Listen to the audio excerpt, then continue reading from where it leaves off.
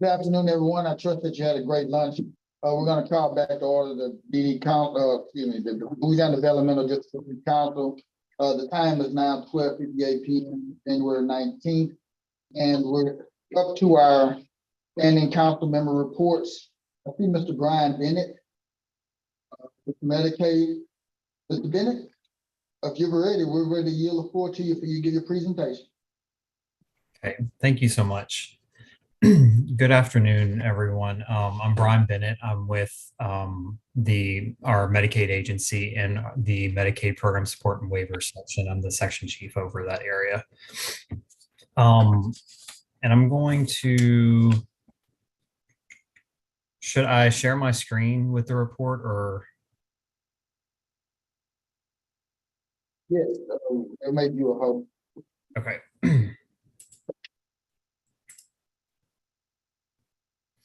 So I'm going to highlight just a few areas of Medicaid's report. Starting out,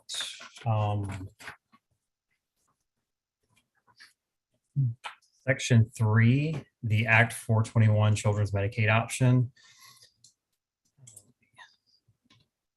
Get to that section. So I think most of you, or at least some of you, are familiar with this program.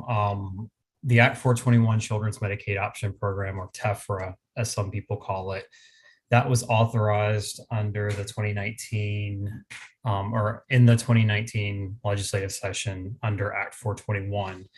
We launched that program earlier this year, or earlier last year, January 1st, 2022.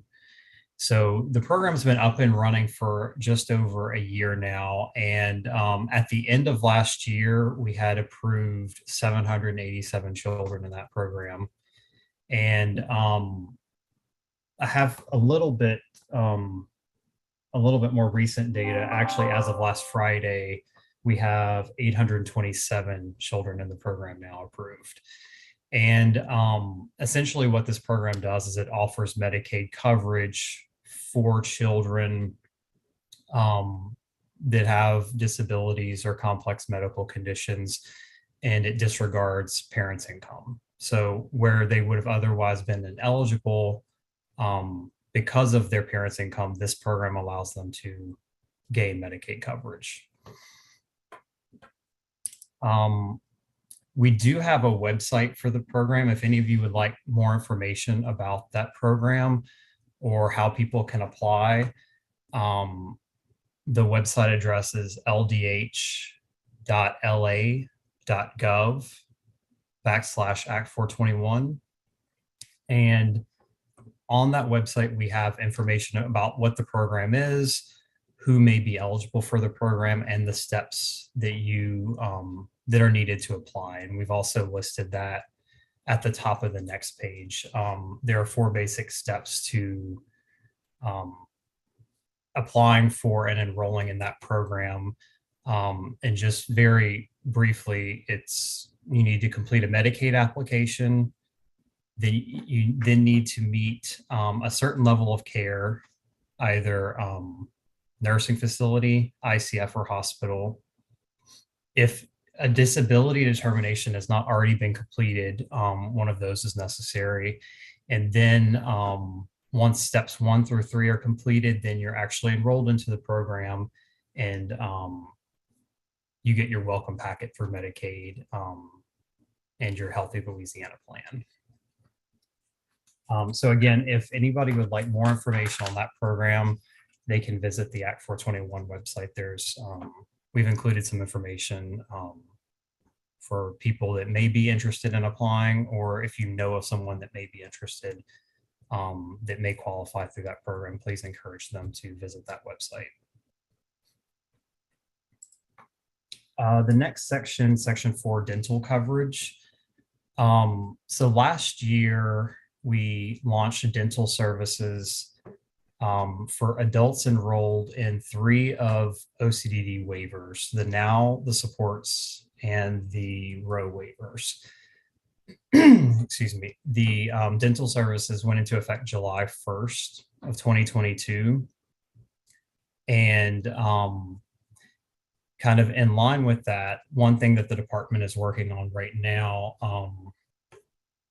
per Act 366 from the 2022 legislative session, we're currently working to launch dental services for ICF residents. So right now we're working on filing everything with CMS and working to get those approvals. We're working through our rulemaking, contract amendments, and rate setting. And right now our estimated timelines to launch those services are May of 2023. And that'll be dental services for those residing in an ICF. And assuming we get CMS approval, our estimated timeline for doing that is in May. Okay, and skipping forward on page 9, self-direction. Let me scroll to that section. So in our self-direction program, we've seen pretty steady growth in that program over the past few years. Right now, there are over 2,100 people participating in the self-direction program, and they receive services through one of our 2 fiscal employer agents, either Acumen or Morning Sun. And you can see from the chart that it's broken down enrollment by waiver, that most, over half of our enrollment is in the Now waiver. And most of the participation in self-direction is from the OCDD waiver. So over 90% of our total enrollment in the self-direction program is from individuals enrolled in either the Roe, Now, or Children's Choice waivers.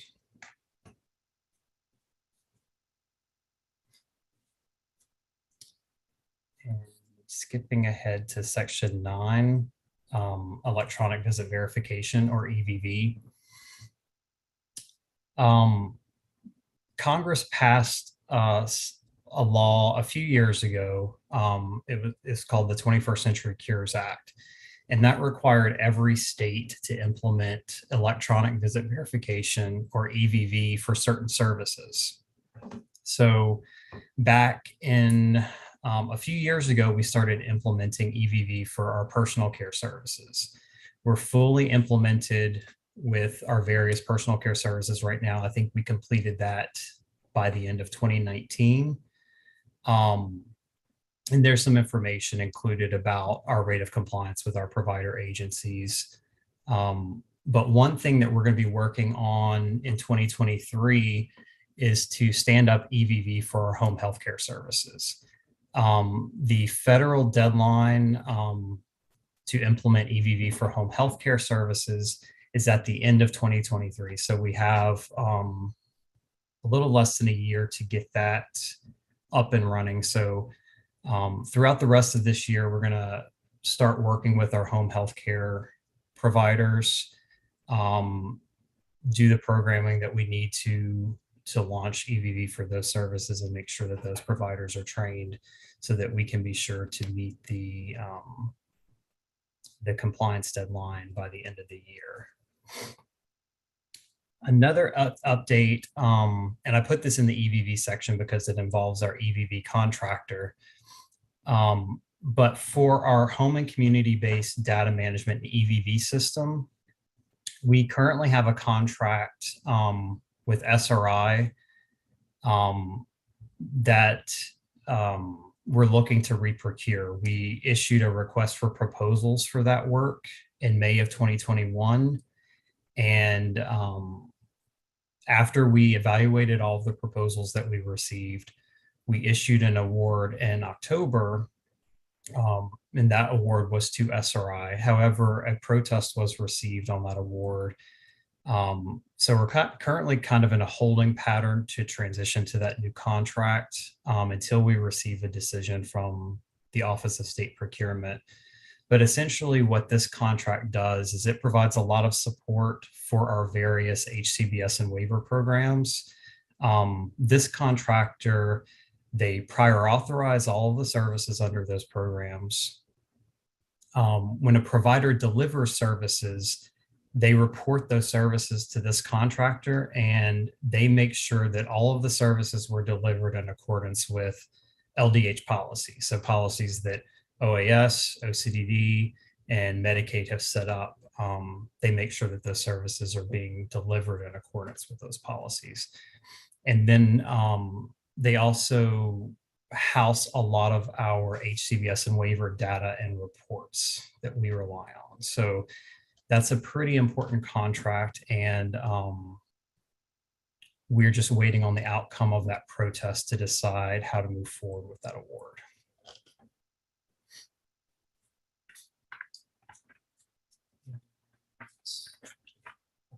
That wraps up my presentation, but I'd be happy to take any questions if anyone has any.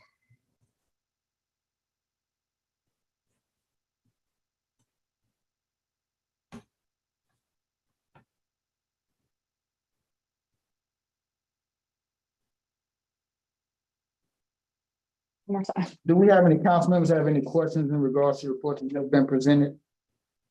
Yes, is there, Mr. Taylor, you're recognized. You have the floor. I got a question for you, a couple of questions. First, I'm hearing that councilors, council people, that y'all pulling them out the home and putting councilors that got degrees and that's licensed in it.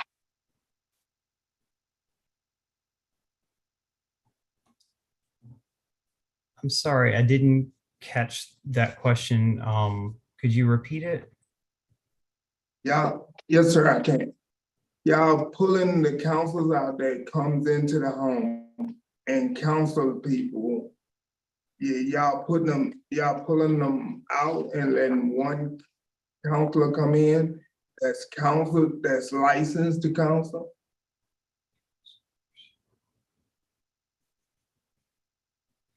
So Eric, is this about behavioral health services? Yes, Okay. And your question yesterday was about people are already receiving some counseling services like in their home, correct. but now Medicaid is requiring those people to be licensed. Right, the ones that you already have in your home, they will stay placed one day and then another counselor come in another day that's licensed. Instead of putting one in, they're now putting two in. I was asking him that question. Okay. I'm not familiar with that program. I might need to confer. I might need to discuss that with the Office of Behavioral Health. Who asked the question? That council member Eric Taylor. Eric Taylor. Okay. And what we can do is we can provide you with Mr. Taylor contact information and vice versa. That way he can have a follow-up conversation with his concerns and his questions. Okay, another question now. Okay, and he has another question. Okay. Mr. Taylor. Is it true Medicaid is cutting back on the funding for the people that get long-term service?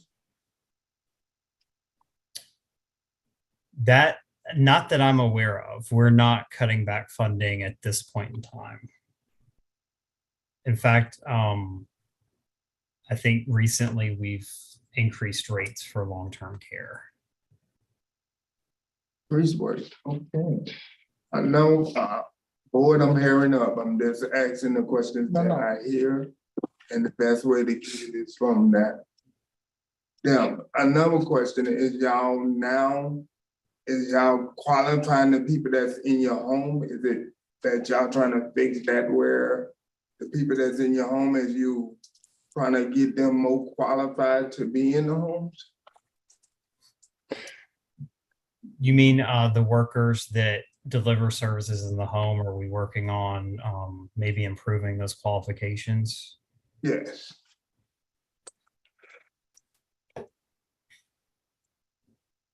I think that's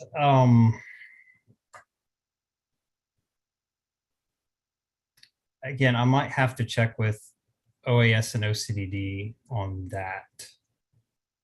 Yeah, Ms. Hagan, you recognize your, So we don't have, in OCDD, I'll let Mindy speak for OAS, but we don't have anything right now that we're actively working on in terms of changing the credentials of what is required from the direct support professionals. There, we have received recommendations that we need to look into things such as like a career ladder, where you might have additional qualifications of the direct support professionals that for people who maybe have more complex needs that they have. And we are actively exploring that, but we don't have anything in place right now that is anything different than what's required by licensing for a direct support professional. Yeah, I think it would make the program much better if y'all really, The concerns that we hear from folks is that right now we already have a direct support workforce crisis. And so if we change without trying to kind of phase something in or think about how we do it, then you might, for example, if we just said, you know, beginning in the next year, direct support professionals have to have some certain training or credential. And we don't have the money to increase the rate because right now the minimum that they can be paid is $9 an hour.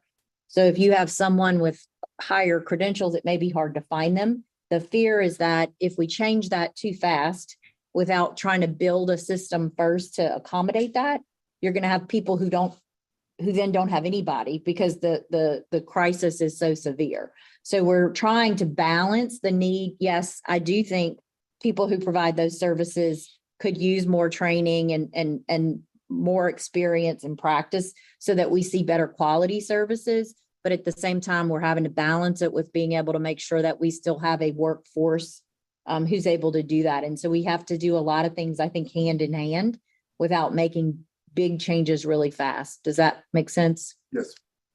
And And it's the same answer for the Office of Aging. I will say we are exploring ways to provide the training more consistently. So it doesn't depend on the employer to get that quality training, that if we can help with the consistency of that training and allowing an easy way for people to get trained, then we have more comfort that they're getting the right training, no matter who they work for.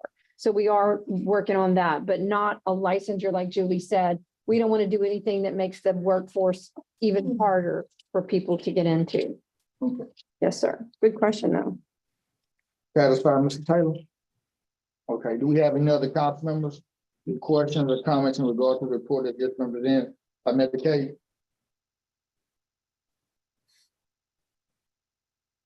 Ms. Hayno, your hand is raised, you're recognized by the chair, you have the floor. What was the dental act that was passed in 2022?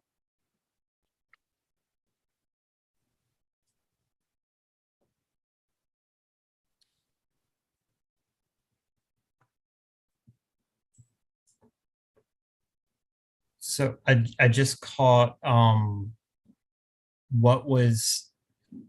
were you asking what was in place in 2022? what was the dental that was passed in 2022? Oh, okay. So earlier, Raise the $600. So earlier, this past summer, when they had the legislative session, the legislature passed a bill that authorized dental services for people that were residing in ICS. Kind of similar to how they added dental services for adults receiving OCDD waiver services the year before. So that's one of the, excuse me, that's one of the things that LDH is working on right now is to, excuse me, I'm sorry, pull everything together so that we can put those services in place, those dental services for people that are in ICS. So that adults living in ICS will also have access to comprehensive dental care. Okay. Do we have any other questions or comments from any council members in regard to the report that's just been presented? So Ms. Kathy Dwyer has her hand raised. Okay, Ms. Dwyer, You're recognized by the chair. You have the floor.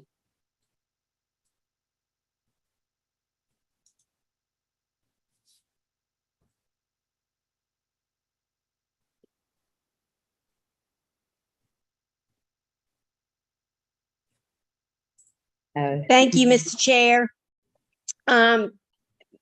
Bennett, hi, I'm Kathy Dwyer. I think we may have met at the Capitol. I was the one that helped champion both Act 450, and I'm sorry, I don't remember the act now, for the residents of ICFTD facilities with the dental legislation. But, and I may have, you may have said this already, but I may have missed it while caring for my daughter. What is the status of implementing those services for individuals residing in ICFDD facilities? I understand, you know, you had to work out the formula because of the state plan requiring Medicaid to pay a certain portion of dental, but it wasn't the full comprehensive care. So have y'all finished with that? And if so, what are the next steps and how long will it take to then get it implemented? So based on the timelines that we're working with right now, we are working to get it implemented May of 2023. That's what we're shooting for right now. So in the next few months, what we have going on right now is we have our dental waiver. That amendment is under review with CMS right now. And that we're also working to get our rulemaking published, the contract amendments with the dental plans. They're working to get those put into place, and finalizing the rates for the dental plans. So May of 2023 is our tentative timeline for launching those services. Okay, thank you. And just to make sure I understand you correctly, you've submitted a revision for the state plan to include the dental services for that population. You're waiting for CMS approval on that, correct? Well, we submitted our an amendment to our dental waiver. That's what's under review with CMS right now. Okay, okay. And then you're working with the providers, the dental plan benefit managers on the contracts and so forth. Yes, ma'am. Okay, all right. Thanks so much. Mhm. Got any other public comment? Hands raised. No, sir. Okay. Not seeing any hands raised, no other public comment. The report that has been presented by Medicaid will be required, no action will be placed. Moving forward, now we'll have our, thank you, Bennett. Thank you. Thank you. We'll have our report from Office of Business and Developmental Disabilities. Hey, you got the floor. Good afternoon, everybody. So on our report, some of the data that you see is data that we just have been consistently reporting for some time so that we can do a comparison of the number of people receiving home and community-based waivers over the years, as well as, you know, kind of the total cost of those waiver services over the years. And then we also look at the average cost for our waiver participants. One of the tables is new, though. We were asked at the last meeting, similar to what Mindy provided in terms of some demographic information. So you now see a table that's been added that gives a breakdown of the total number of waiver participants by region and by race. That's now included in a table that we have. Again, that's the first time, similar to what Mindy said. If that's easy to read, let me know. If we can present that in a different way, that might be easier to read. Let me know that as well. The next piece of information is related to the participant services database, our screening of urgency of need. We've been working with Ebony on updating kind of how we present that data. And so you'll see some current quarter data. I will say we are seeing an increase in the number of people, in the percentage of people who are scoring a Sun score of 3 or 4, which means they have urgent or emergent needs, and then therefore get a waiver offer. And so I know we also kind of work with you guys closely to watch. The Developmental Disabilities Council in the past has asked the commissioner to keep $1 million in the New Opportunities Waiver Fund. So that if we ever do get close, remember right now, if somebody gets a score of a 3 or 4, they're able to get a waiver opportunity. If at any point, we no longer count slots, we just use the budget. And so you can see that we have a lot more people receiving services, but we have been able to continue to provide those waiver slots to folks or waiver opportunities to folks because we can do it within our budget. But we closely watch our budget to be able to see if at any point we run out of budget because it is starting to cost us a little more. And some of that's because of COVID. We would have to reinstitute a waiting list if we hit our max on our budget. So we closely watch that. We're not in fear of that happening this year or next year, but the council has written a letter in the past and the commissioner has gone on record to agree that they will maintain at least $1 million in that New Opportunities Waiver Fund so that if we need more budget to make sure we don't have to go back to a waiting list, that's there. And we also closely watch the New Opportunities Waiver Fund. The way that money gets put into that fund is if we have a surplus, and we have had a state budget surplus over the last 2 or 3 years, I think 3. And so we have had money added to that New Opportunities Waiver Fund consistently for the last 3 years. So again, we closely watch all of those things. When we know that the Sun scores are going up, when we first did the screenings, it was about 15% of the total people we screened received an offer. And you can see now it's up a lot higher. It's closer, like 30% of the people are screening at a 3 or a 4. So again, we'll closely watch that and continue to provide you guys with any updates related to that. It's hard to do, like the analysis we do. I'll be honest, I can't do it. I have a business analytics team who looks at that. They look at the projections, because I think before we've tried to say, well, is there some data we can present the council so the council can take a look at that? And I'm happy to provide you guys with that information if needed, but it's kind of a whole team who has algorithms and other things that they do to do budget projections and to take a look at the number of people.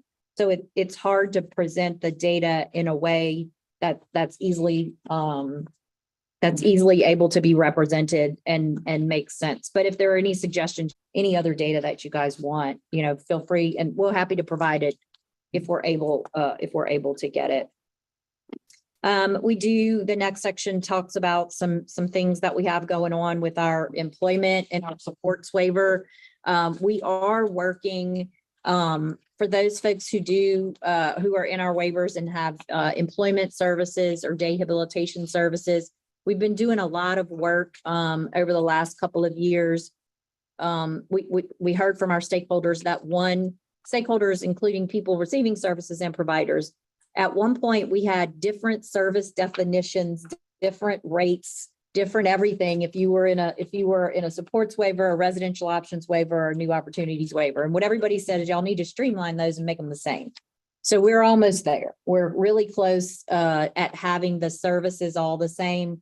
There's some waiver amendments we have out now. That way, no matter which waiver you're in, you'll have the same types of services. We've also changed so that, before COVID, a lot of times if someone wanted to go to a day program, they had to go to an actual facility with other people. And usually that facility only had people with disabilities. It wasn't an integrated or inclusive facility. So we've also changed so we have a lot more services that can be provided in the community. So instead of going to a facility, you can have a day program provider who actually just goes and picks folks up and they do things in the community as opposed to having to go to a facility. And then we've adjusted the rates to be able to allow for that.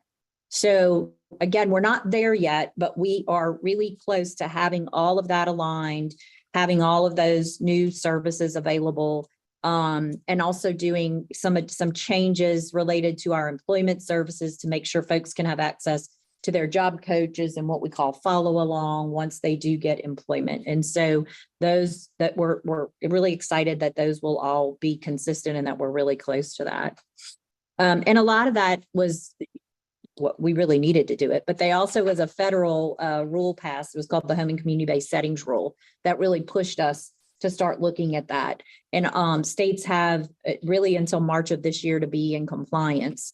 We did have to ask, states were able to ask for a corrective action plan.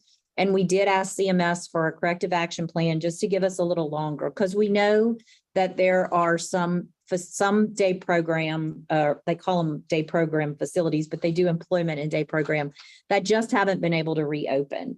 Some in the New Orleans area, some in the Lake Charles area, between COVID and the workforce shortage and just devastation in some of those areas from the hurricanes, we have some providers that haven't been able to open back up yet. And so we just asked if we could have a little bit more time, because we do want to try to get all providers to be in compliance, because what will happen if you're not in compliance, the state won't say that you have to shut down. Oh, If you're not in compliance, we won't be able to give you any Medicaid dollars anymore. be for like auditing at the end of the year, correct? Right, right. What about you? You know what I heard at the group home? That was closed. Do y'all do a lot with Magnolia in Jefferson Parish? Yeah, they haven't reopened yet. Their day program hasn't reopened yet. I thought somebody texted me when I was at home and said that they have, where they going out into the community did reopen. They still have it?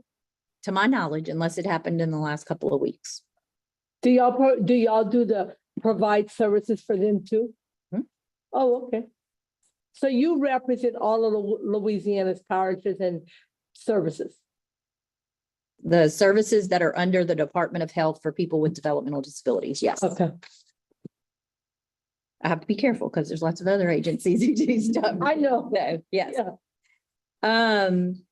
I'll talk a little about our waiver and the American Rescue Plan Act, but before I jump into that, Brian, I wasn't sure if you were going to cover it. So Brian, if you're still on the line, and Mindy, you guys, if I say anything incorrect or you guys want to jump in, I do want to talk a little about the public health emergency, because that's directly tied to our waivers and it's tied to some other funding. So there's been a lot going on at the federal government level related to the public health emergency and some of the dollars that are tied to the public health emergency. So way back in 2020, the federal government gave states some money through what they call the CARES Act. And it gave, it's like a 6.2% extra federal dollars that you could draw down while the public health emergency was in effect. And in essence, it said states are going to continue to get this extra money as long as the public health emergency is in place. However, one of the things that states had to agree to is that you wouldn't take anyone off of Medicaid while you were getting this extra enhanced fund. So at this point, I think I heard Tara say the other day, we have about 2 million people on Medicaid in Louisiana. And that number is much higher than it would have been had we been, regularly renewing the eligibility determination for Medicaid. But again, since 2020, we started getting that money, and under COVID, we haven't been able to reduce that. So you heard us talk a lot about the PHE ending tied to waiver, and I'll talk about that in a second.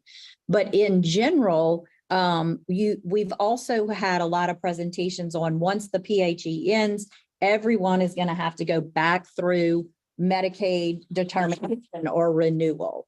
And we've talked a lot, or you've heard a lot of folks talk about needing to have your most current contact information, because we kept planning, okay, maybe it's going to end in another 90 days, maybe it's going to end, but we just kind of kept kicking that can down the road, or not the federal government kept kicking that can. So in the budget bill that President Biden signed the last week of December, I think, one of the things that passed in that budget bill that they call the omnibus bill was that they were going to begin to reduce that 6.2% extra funding we were going to get on April 1st of 2023, regardless of if we still have a PHE or not. they're going to start reducing it. And what they're going to do is every quarter, it'll go down a little bit until December of 2023.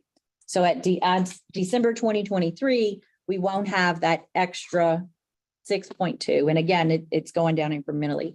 And as a result of that, they said, okay, states, starting April 1st, you can start to do renewals of folks' eligibility, Medicaid eligibility, and then begin to take people off the rolls who don't meet the requirements for Medicaid in whichever way, because there's multiple different pathways to get into Medicaid, right? So, so we will start, our agency, our LDH is going to start May 1st, sending letters out to folks. And so, and Mindy alluded to this earlier. So we are back to saying, no, this time we really, really mean it. We really, really have to have the right contact information, because there are certain things people are going to have to do to be able to go through that Medicaid eligibility determination again. The other thing that they said, though, in December that is different is that states cannot remove someone from Medicaid if the only thing that they have is their physical mail address, right? So they said states have to have a second way to try to contact people, so that if there's a return of your mail or whatever, or that's the only way you don't get to somebody, you have to have a second way. So we are, as Mindy said, we've been asked to be all hands on deck to let people know, not only do we need your mailing address, but we also need an email and or phone contact, because we will have to do 2 methods of contact if we just don't hear back from people. So that's one of the things we're trying to, and I think somebody in our committee meeting yesterday had the suggestion, the food stamp office and the Social Security office, I did check, and they do plan to make sure that we're hitting those offices with having information at all those offices. We will have a whole year. So it'll start, we're starting, but we have until, 12 months. So what I understand is they're just going to kind of divide up the people who have to go through eligibility. So anytime in the next year, well, from April to April, people may, I don't know that there's I don't know if you can know when to expect to get it, but folks just need to know to expect to get that in the next year. And it's just really, really important that folks pay attention and that we, check your contact information, those numbers that Mindy gave earlier. And we will make sure we get to DD Council, because I know they're developing a fact sheet right now of the ways that you can go check. Because, I just want to make sure my contact information is correct, or here's an email if you didn't have it before, a phone number. It's just really, really vitally important that folks have that information. So before I get into so what does that mean for waivers? I'll stop there. Mindy or Brian, if you're still on, if y'all add anything to that. I think I have 2 things you covered it great, but I think the 2 things I would add would be, now this getting contact information is really completely separate from the public health emergency. So what this act did was it said, regardless of what we do with the public health emergency, now we got to start doing this Medicaid eligibility. So it's not tied to it. So you don't say, oh, let me just listen to the news and find out when the emergency is over, then we'll start worrying about that. No, we got to worry about it now. And then the second part of it is that there are financial penalties to us as a state for not having that due diligence and contacts. So what that really means to all of us who use state funds and people who live in Louisiana and benefit from state programs and state activities is, if the state starts getting penalized financially for this, that means something else doesn't get the money. And so that's why I say it's really all of us. It's all of our mission, not just the folks in Medicaid, because those dollars will have to go to pay our penalties, and then we won't be able to use them other places. So anyway, I think we've made enough of a drama about it. I'm like, I hope everybody can, and we'll be trying to noodle on creative ways. Like, for example, my team is like, hey, when an adult protective service investigator goes in a home to talk to someone, they need to ask that person, does anybody in this home get Medicaid? If so, let me give you the information to go in there and check your contact information. Because it doesn't matter if it's their child, their cousin, their neighbor who happens to be in there. We need everybody to do that. So it is a get the word out type campaign. So anyway, I think we've made the point. All right, so for the waivers, that means that we've had a lot of flexibilities and things in place that are still in place. But what we are planning to do in middle to end of February, OCDD is going to be going and we're going to be doing some road shows. So we'll be in, for us, there's 10, but 9 or 10. We'll be in all regions. We'll be holding some town hall meetings. We are working with some of the Families Helping Families directors and the LGEs. We'll also work with DD Council, GACTA. We want to get the word out to as many people as possible. Several legislators have actually also told me they want to be included. So we're going to be including invites to those, who asked to be included there as well. And what we'll really be talking about is what is what was going on before COVID in our waivers, what we've been allowing flexibilities on during COVID, and then what that is going to look like in the future so that families and people can really begin planning. We've made a lot of changes in our waivers compared to what we had in place beforehand. So there will be a lot of things that change. And so this roadshow will really be helping focus and help people understand, it's very important to people for family members to continue to be able to serve as paid caregivers. And so we will continue that, but what CMS says is we have to have some guardrails. And to be honest, from some things that I've seen, there has to be certain things in place. So we're going to be sharing with you guys. We've had some focus groups. You'll see on Amy and Ebony's report, some of those they've participated. We had representation from families in a diverse group, but we'll be sharing with you guys kind of what will happen, what are the things that'll be in place. We also, tied to the PHE, have an opportunity to do some different things with the American Rescue Plan Act. And I've talked with you guys about a lot of these before. I'll only update on a couple of them.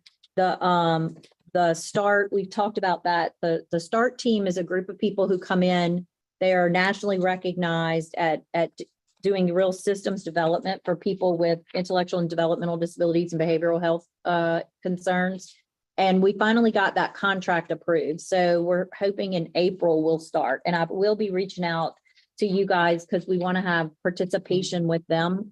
So to bring to light, they really will come in and just help us do a gap analysis and make recommendations to us about what we really need to do in our system. The other thing that's kind of a hot topic lately is the bonus payments, and had lots of questions about bonus payments. And this does cross with Mindy as well. So Mindy, feel free to jump in. We had originally had a plan and done a lot of communication around having bonus payments to go to direct support professionals and our support coordinators. The original plan that we had, our department got contacted by the Department of Labor. And they said that the plan that we had in place would actually, the bonus payments would be subject to overtime rules. And we all kind of said, what, huh? Because that's a bonus payment. But there is there's a whole series of rules and laws out that would make those bonus payments be subject to overtime. And so we had to kind of stop and go back and regroup.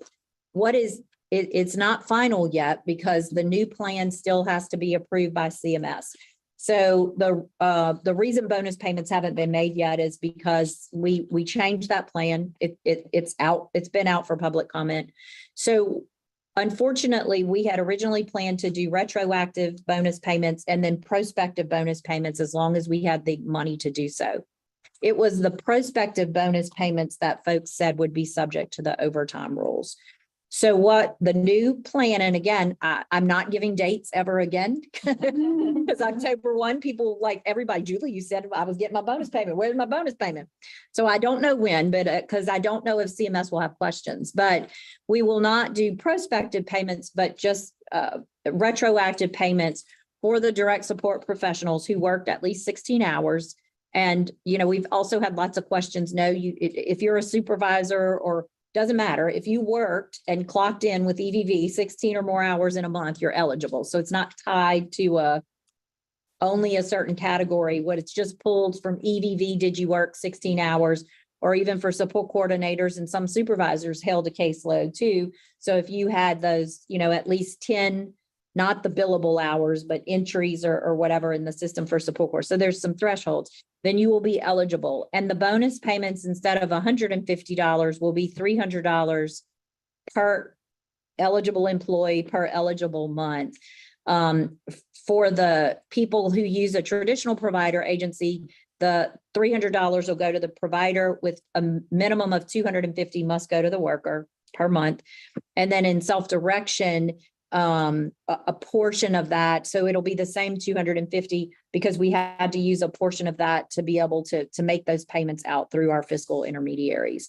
So again, once we have CMS approval, we will make sure we're communicating what the final plan is to everyone. We will hold a webinar for our providers and a webinar for our folks in self-direction to explain, because a lot of people say, well, what do I need to do and what's going to happen? And our goal is really, from what I understand from our contractor, he'll be able to give providers and, kind of like, here's a spreadsheet, here's your eligible employees, here's the month, check, check, check. These are the ones that they qualify for, and this is the check you're expected to give them. So my understanding is that they're trying to make it as easy as possible to understand when you get that check what you have to do. But we'll be holding a webinar so people really understand all the ins and outs of how that happened. So yeah, I know folks really want a target date for that, but I'm just really hesitant, because I don't, at any time, CMS could ask us some more questions, and they have been a little slower. I don't know if folks were aware or knew Ralph Lawler. He worked for CMS, and he was a very staunch advocate for disability services, and he did a lot with CMS, and he unfortunately passed away on Christmas Day, complications with COVID. And so that whole section that does approvals and stuff, like, he really oversaw all of that. And But Julia, it's been a say his huge- name, Ralph Owen? Lawler, Lollar. Oh, okay. Yeah. So things have slowed down a little bit, understandably, and they're trying to get caught up. So that's why I'm even more hesitant to give an anticipated date, because until we have that approval, we can't move forward. I think the rest of the report gives you some information on early steps. For those of you who may not have heard, Brenda Sharp, who has been the early steps director for many, many years now, is retiring. So we are actively working to fill her position right now. She had originally said the end of February, but we want to make sure we have like a 30-day transition, and it took us a little longer to get through the process. So she's agreed to stay longer to make sure that we have a transition. But yeah, Brenda's been overseeing that program for a really long time. And then some more information about the activities of our resource center and our effort at diversion and helping people remain in the community. So I said a lot, so I'll stop there and see if anybody has any questions. Or Thank you, Ms. Hagan. Do we have any councilman questions in regards to the report that was presented by OCDD? Julie, I have a question, in regards to the infrastructure for the technology. I know you said you have a stakeholder group, but could you just give like an example of what that technology would look like? I can, but basically what we're trying to do is say, what do we want the technology to look like? So we had started, there was a resolution passed, not in 22, but in 2021 legislative session asking us to study for people who have elopement issues. There's technology you can use that might help, because I have to be careful, because when I first heard tracking, I went, what? That's a civil right. You can't do that. But it's not about that. It's some tracking. And it's only if folks have elopement issues and in terms of a safety issue. What other states have, it can be anything. So the other thing that sort of scares people is when you start to talk about technology, people say, well, are you going to use technology to replace direct support professionals? My answer to that is maybe. If it makes sense to, then yes. If it doesn't make sense to, then no. And what other states have seen is, we do have a lot of people who receive waiver services who don't really need a direct support professional to help them with mobility or bathing or meals. But they're there to help make sure they don't make bad decisions. And so 24/7, they have somebody with them just to make sure they don't make bad decisions. Well, sometimes they don't want people there with them 24/7, and they don't, again, if I don't need to hands-on provide assistance. There are many things that other folks have found. They actually found that by reducing the time that you have a direct support professional and just doing things like, when you get home from work, there's like an alarm bell that goes off. You could do video or just audio. And there's somebody who says, hey, how was your day? Are you doing okay today? Do you need are you good? Do you need assistance today? Or are you all right? And the person says, all right, nothing. But then they might have backup. If you say, no, I really need some support, you can try to talk through them, or you have a backup where a direct support professional comes in. That's just one example. In Ohio, they did it, and they can show a substantial reduction in behavioral ER visits, behavior concerns and stuff, because I don't know about you, but if somebody was with me 24 hours a day just to make sure I didn't have bad stuff, I wouldn't like that either. And I would want you to go away, and I would probably tell you. So again, but if I'm a person who maybe uses a wheelchair and I have to have help, routinely to go from my wheelchair to the couch or somewhere else, and there's something where it's hands-on, well, no, technology is not ever going to take the place of a direct support professional for those kinds of things. So what we're really trying to study is what do we think we can do in Louisiana? What are the needs that are that may be out there? And how do we even start to think about it differently in our service system? I mentioned earlier, I'm not worried that in the next 2 to 3 years, we're going to have a waiting list again.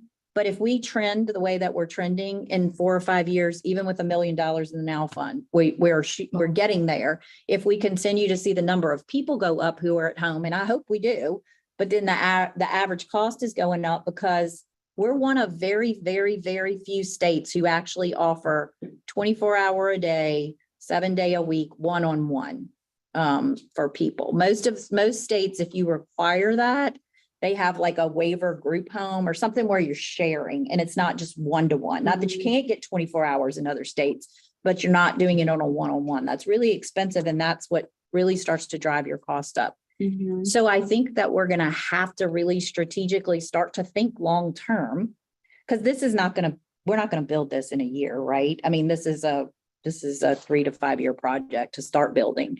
So it's just, how do we start to look at that? And again, I just gave kind of, that's a far example. There's also tons of really cool things people are doing for transportation. Apps on your phone that help you get from point A to point B, that's paid for through their waiver services, because there's usually a cost associated with all that. So there's just lots of different things that are technology related that people are doing. We didn't even have we had some ability to use technology in our waiver, but we had 0 providers to be able to provide, like, say, assistive technology. So we've also been working with Latan, who I think just became enrolled as a waiver provider. And then we're working with Lighthouse to become an enrolled provider. So even some of the assistive technology, assistive devices that they have now, once we have providers, then that'll become part of our waiver services. So we're kind of starting small and then looking to build that infrastructure. Does that? Yeah, and so the reason what piqued my interest was that my son's support coordinator asked, is there any time that he can be by himself? And I'm like, well, no, I mean, like, he can, but how will I make sure that like nothing happens, that type of thing. But then on the other side, my values are that he should be independent. And so, and it goes against my values as well to say to have a camera or a tracking device, that type of thing. But then I was like, okay, if I put a camera in the house, that's at a place that is just like walking through the kitchen, and I can see that he's moving around. And so I did that, and it like really created like a lot of like easing my concern. And it also, like, he does not want somebody in his face all day long. He loves people, but like he really doesn't want, he'll walk away. So like it made me think about like how can I move towards my values of him being independent. And at the same time, I looked at, like, he goes to the UL Life program, and a lot of those students live on campus. Majority of them, like 18 out of 30 of them, live on campus. And it's like, okay, those other students that he's in school with are living independent on campus. He can stay at home while I go to the store or whatever. And so it just really made me think about it, and then think about like him not having to use as much hours of support. that maybe, you know, I can go to the store shopping for Yeah. 2 hours and he'll be home watching whatever videos he wants to Right. watch. And I can feel comfortable about that. So I think that's good. It piqued my interest. So Yeah, I think and there's that's- all different ways, like Ohio set it up where I mentioned you could send a backup staff, or you can do it with backup staff, without backup staff, because of course, if you have backup, then you got to have somebody who can go, and so there's all different ways that, and some other states have done it. In fact, there's a big push right now, and only a few states have done it. You know, just, it's following the same pathway that Employment First did. They're calling them Technology First states, and they're kind of like, it gets together a task force and you start to study and make recommendations. But there's only like 4 or 5 right now states that have the technology. I've looked at it. I just don't know that we're ready for it yet in Louisiana, but there's definitely a push, and that's kind of got my eye too. It's looking at some of that. And again, it would do very similar to what you guys did with the Employment First Mhm. initiative. I see your hand, you recognized by the chair. You have the floor. Okay, I was curious, I have no idea, no. Like, I had a lot of questions. Oh! Okay. So 2022 at 366 was signed in 2022, correct? That's the dental for waiver participants, Jill? I think it's ICF. Okay, no, yes, that was 2022. The waiver one was 2021. Okay, cool. And then I was curious because in my readings before today, why is, yesterday you gave a presentation on the TEFRA populations. Why are the numbers from that presentation little different than the ones on the Medicaid handout? Because of the time we pulled it, I'm sure. Because there's people getting approved new people getting approved every day. Okay, so, all right, Probably just the timing of the report. okay. All right. I don't see any other hands. Thank you. Do we have any comments in the chat in regards to the presentation? Just one comment from Ms. Christy Curtis. She just said agreed, ma'am. Chair, if Yes. I can, I was just gonna say, I was so sad to hear that Brenda is retiring. But I guess we have to let her go. But please just, and I'll shoot her a note as well, but I mean, please just tell her how much we appreciate, all the work that she has led for many, many years, making sure our youngest children get those early identifications and the screenings that they need that impact them K through 12. And so I know we'll continue our partnership, but we are sad to see her go. I was very sad to see. Okay. Do we have any other comments in regards to the present report that was presented by Ms. Hagan? Not seeing any, this report will be placed on file, requires no action. Ms. Jordan, we yield the floor to you for your report from the Department of Education. Thank you. So my report is on the light pink paper. And I have a couple of things to update you all on, tell you about a snippet of the events and work that's going on. Though we all know this work is massive and extensive, but I'll try to give you all some of the things that I believe you all are maybe interested in. So the first thing, we have started what we are calling, you all are familiar with our annual Teacher Leader Summit that happens every May. It brings over 4,000 teacher leaders, educators, superintendents, special education directors, administrators from across our state together.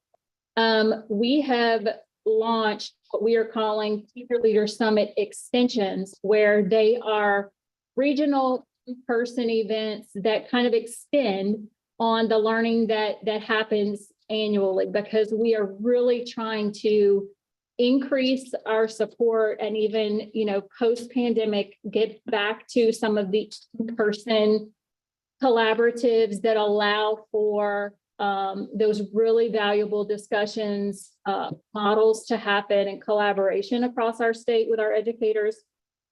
So we launched in November our first set of what we are calling Summit Extensions, where we really dove into strategic planning with our school systems. And what does, in order to have a really comprehensive strategic plan, a part of that is a comprehensive professional development plan for all educators. And one of the things that we released was the professional learning roadmap. My part in that and what we did at these extensions was really to emphasize the importance of having that special education director and leader at the seat at those in a seat at those tables, in those meetings, that special education leader, we communicated the importance of having them on that system level instructional leadership team, those decision-making teams. We brought in models for what that would look like that included those special education leaders sitting at that table, and we modeled what an effective instructional leadership team would look like and how you analyze data and look at all children and what next steps do we need to take to ensure that we are moving outcomes for all children, including our students with disabilities. So we kicked those off in November. We also launched some additional in-person sessions in January. And again, these are in-person. And we really started in January, really talking at these extension activities about best practice in literacy and math instruction. And again, also bringing together those special education leaders into these summit extensions as well. So we're really excited about expanding that learning and expanding that support for our system level leaders and our special education directors across the state. Additionally, my team began, years ago, we used to have in-person quarterly special education director meetings to share announcements, professionally develop, build their capacity. And those haven't happened for quite some time, but we started those again. I've heard a lot of feedback from special educators. They really value that in-person learning, getting all of them at the table together. We have Lucia, who we partner with the department, our Special Education Administrative Association, that's kind of outside the Department of Ed, and we partner with them. And we, vice versa, we attend their events, but really kind of bringing back together our SPED leaders across our state in our own in-person meetings. So we held our first, we're calling them our SPED leader collaboratives. We started our first one in December 6th. We had a lot of really great feedback after that meeting. And of course, they want them to continue. So we're going to work back up to quarterly. We're going to hold one more this spring prior to our Teacher Leader Summit. So I also very much recognize when we also over professionally develop and we over meet with people. But it is so needed to get these individuals together and to start collaborating again and really problem solving and addressing the challenges that we see in our school systems and helping to support them.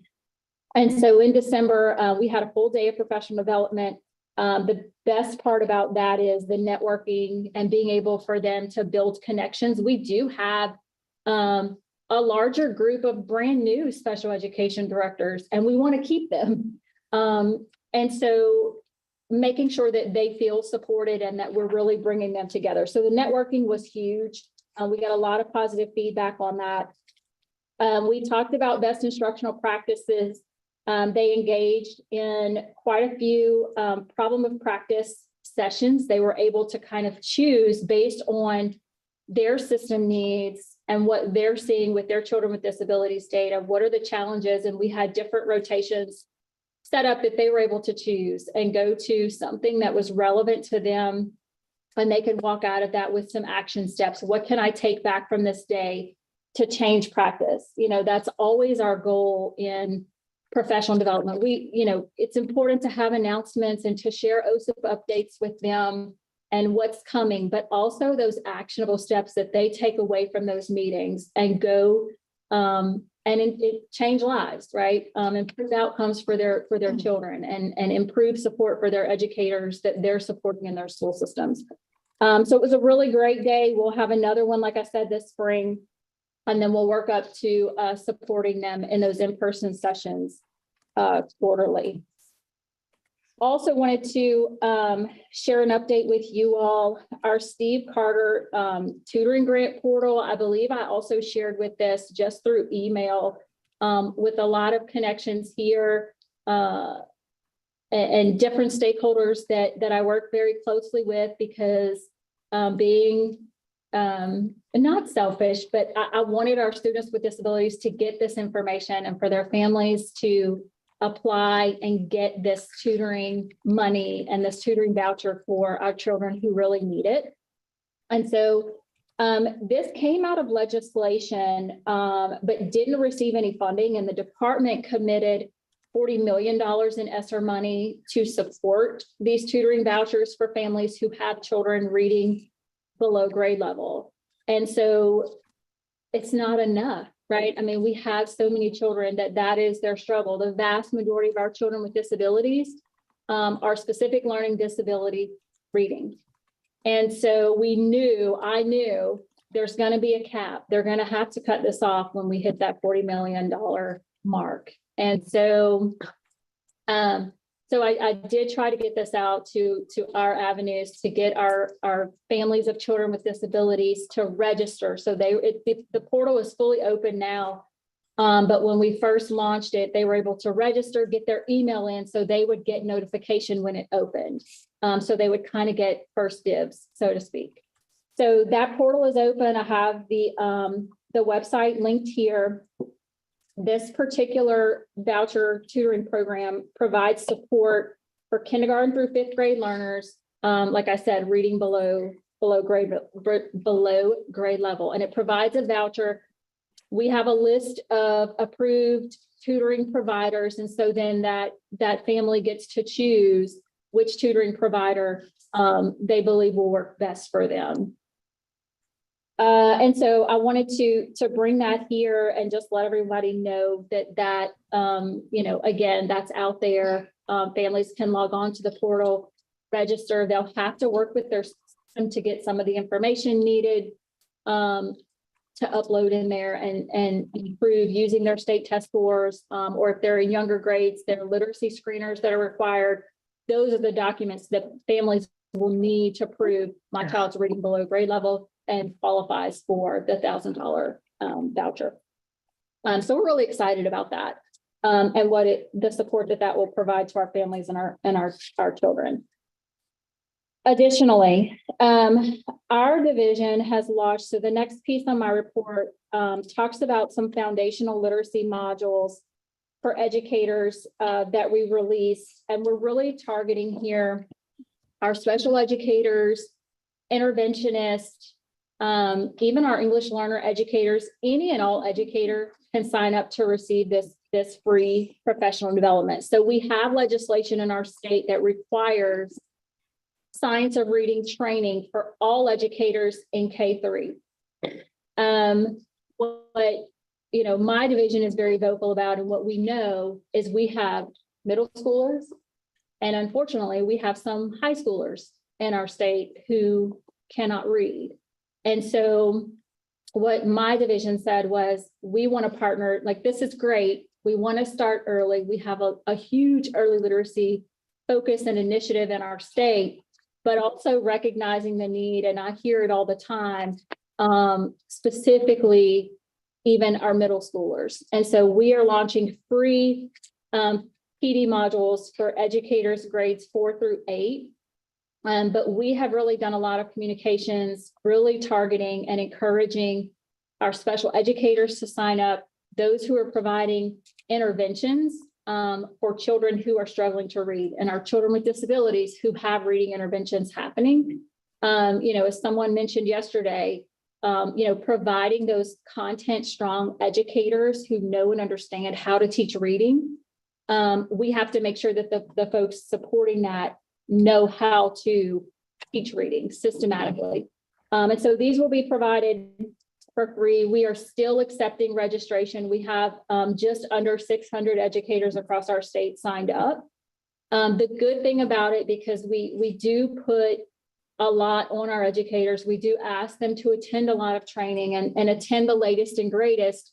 What we wanted with this was for our educators to be able to do it at their own pace.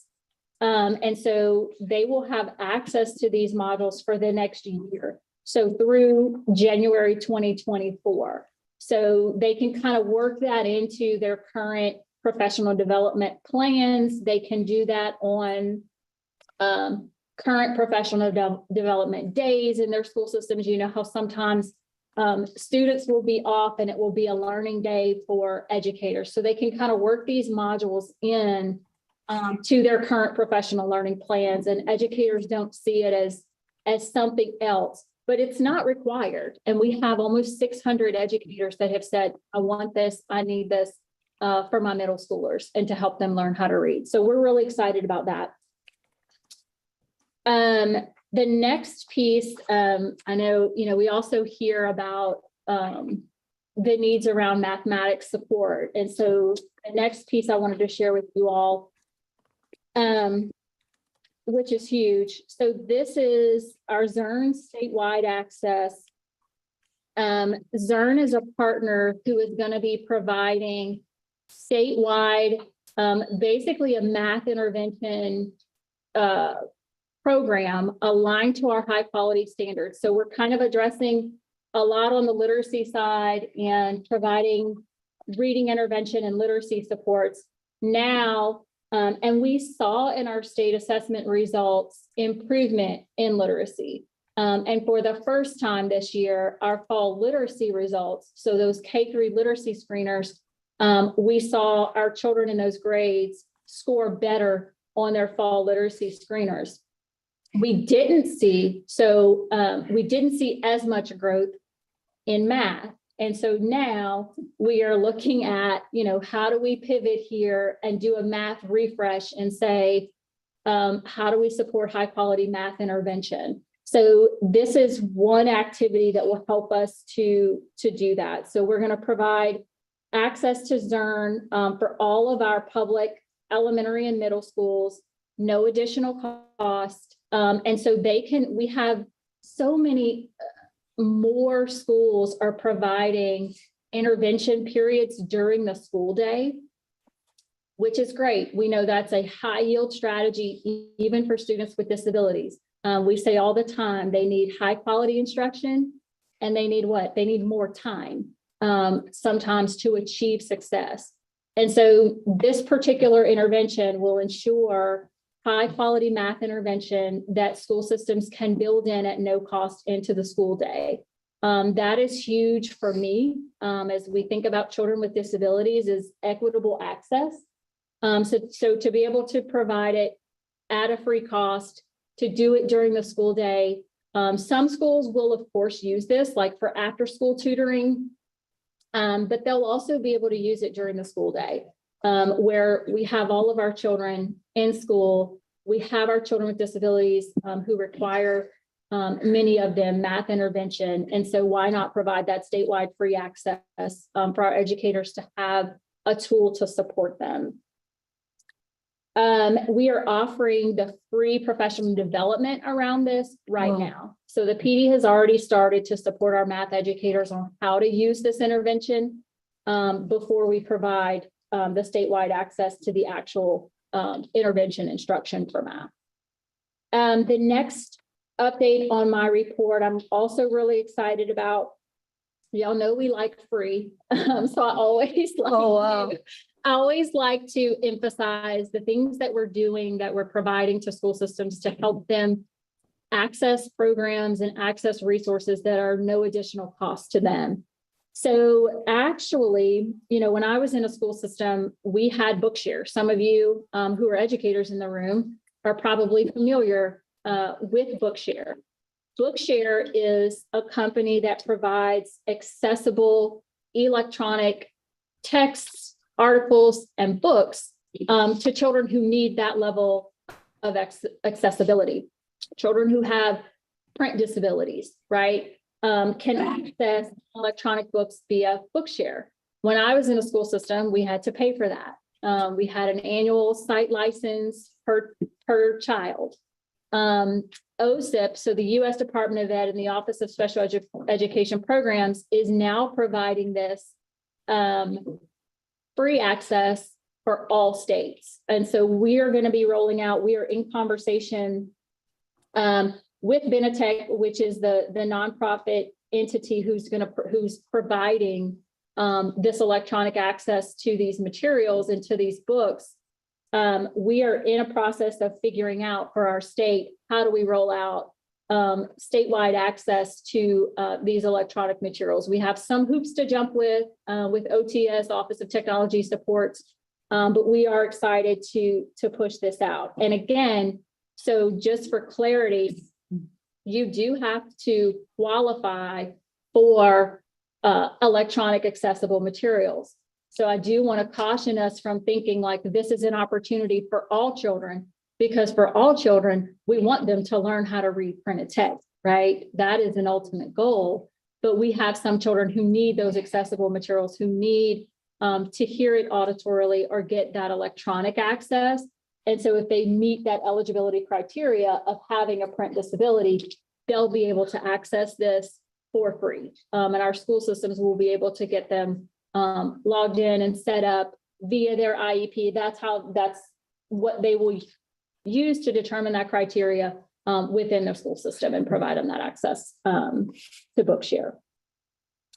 The next two announcements here are really kind of just what's coming, what are some events happening. So Melissa and I mentioned yesterday to the Education Committee about our Jumpstart Convention. That convention will be held February the 8th here in downtown Baton Rouge, and it's going to bring together our career and technical education. School system administrators will have special education directors there as well, child welfare and attendance personnel. And this will be a one-day conference that is really focused on professional development opportunity around career and technical education, and really setting up those post-secondary outcomes for children and for our students in high school. What does the day after high school look like for them? We did a session last year where we had a panel that was extremely popular. People were, our educators, our CTE folks, administrators, superintendents, were kind of filing out into the Raising Cane Center kind of hallway. And it was really great. We had a panel, Melissa was with us. We had several school systems who were model schools and had set up inclusive career and technical education programs and making sure their children with disabilities had access to those career and workplace learning experiences.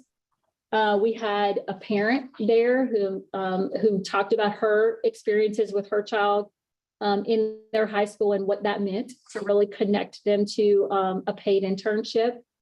We had a superintendent there who talked about the importance of having that system level all the way from the superintendent, having that vision of children with disabilities are at the center of every decision in the school in that particular parish.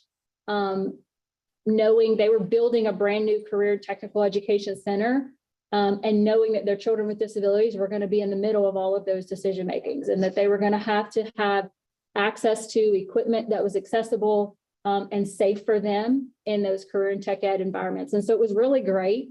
And so I expect that this year's presentation will be just as popular. We're kind of calling it like a 2.0. And part of that is Melissa and I working together. We want to talk to them a lot about the LRS opportunities, what those third-party agreements could look like, and the importance of having a transition person, making sure these children have those accessible experiences in high school, and really changing their experience on the day after. What happens? What opportunities are out there for me when I graduate? And so I'm excited about Jumpstart. I mentioned our Teacher Leader Summit that's coming up in May. That will be a crazy busy week. We will also have our early childhood conference will follow that.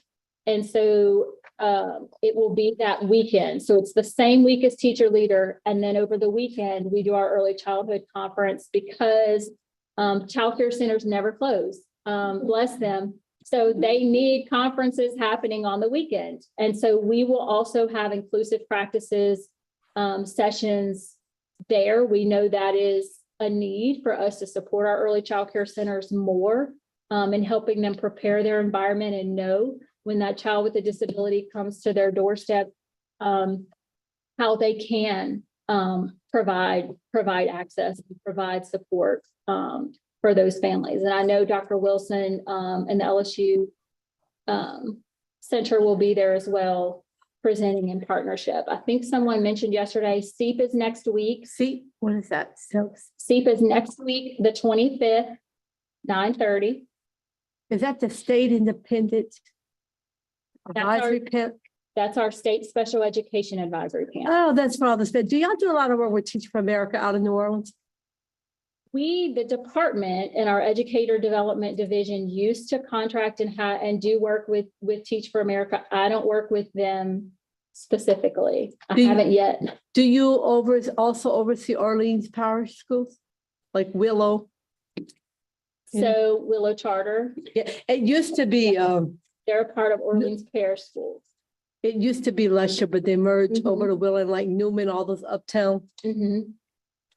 Yes, they're a part of Orleans Parish Schools. So anytime the kids get off of a Mardi Gras break, you guys are close too. No. We only get state holiday. Damn So it, we- for Mardi Gras. For the day, yeah. We get Mardi Gras Day. Let's see, so I told you guys about SEEP, and then my next related service advisory council is in February. And so I didn't put anything here on my report, but I will bring back and kind of add them to the work that our related service council is doing to ensure and really study in our state the provision of related services. So we have OTs, PTs, speech language pathologists, have ABA therapists who sit, school psychologists who are sitting on that commission, and helping us to make recommendations on how to make the provision of services better. How do we recruit more people to more service providers to do that work? And so they will meet again in February. And I'll take any questions. All right, thank you. Jordan, Dr. Wilson, I saw your hand. I'll yield the floor to you. Actually, I put my hand up way early when Meredith was talking. I had a question about that she answered in her talk, but I'll just say what it was, basically to make sure that this is right. When you were first talking, Meredith, about the PD for around reading and math literacy stuff, and then you went from there into the teacher leader meetings, summits or whatever. I was wondering if there was if special ed teachers were directly invited and included in the math and reading piece, because obviously, we're trying to keep, one of the reasons why we try to push for inclusion is so that kids are exposed to the regular curriculum, end up walking away, learning to read and do basic math and all that sort of stuff. So then you did I think, am I correct that special ed teachers are in fact part of the PD for the MAP? Yes. And that's Always. great. That's fantastic. So, Do we have any other council members? Questions or comments in regard to the financial report presented by Ms. Jordan? Not seeing any hands in the room. Do we have, okay, Ms. Cosey, I see your hand. You're recognized by the chair. You have the floor.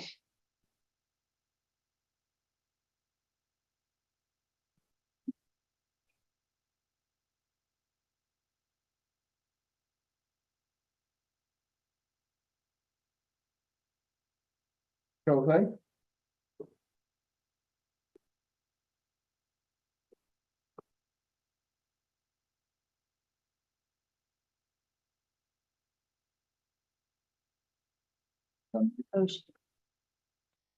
Oh, good afternoon. I had a question with regards to the Special Education Advisory Panel.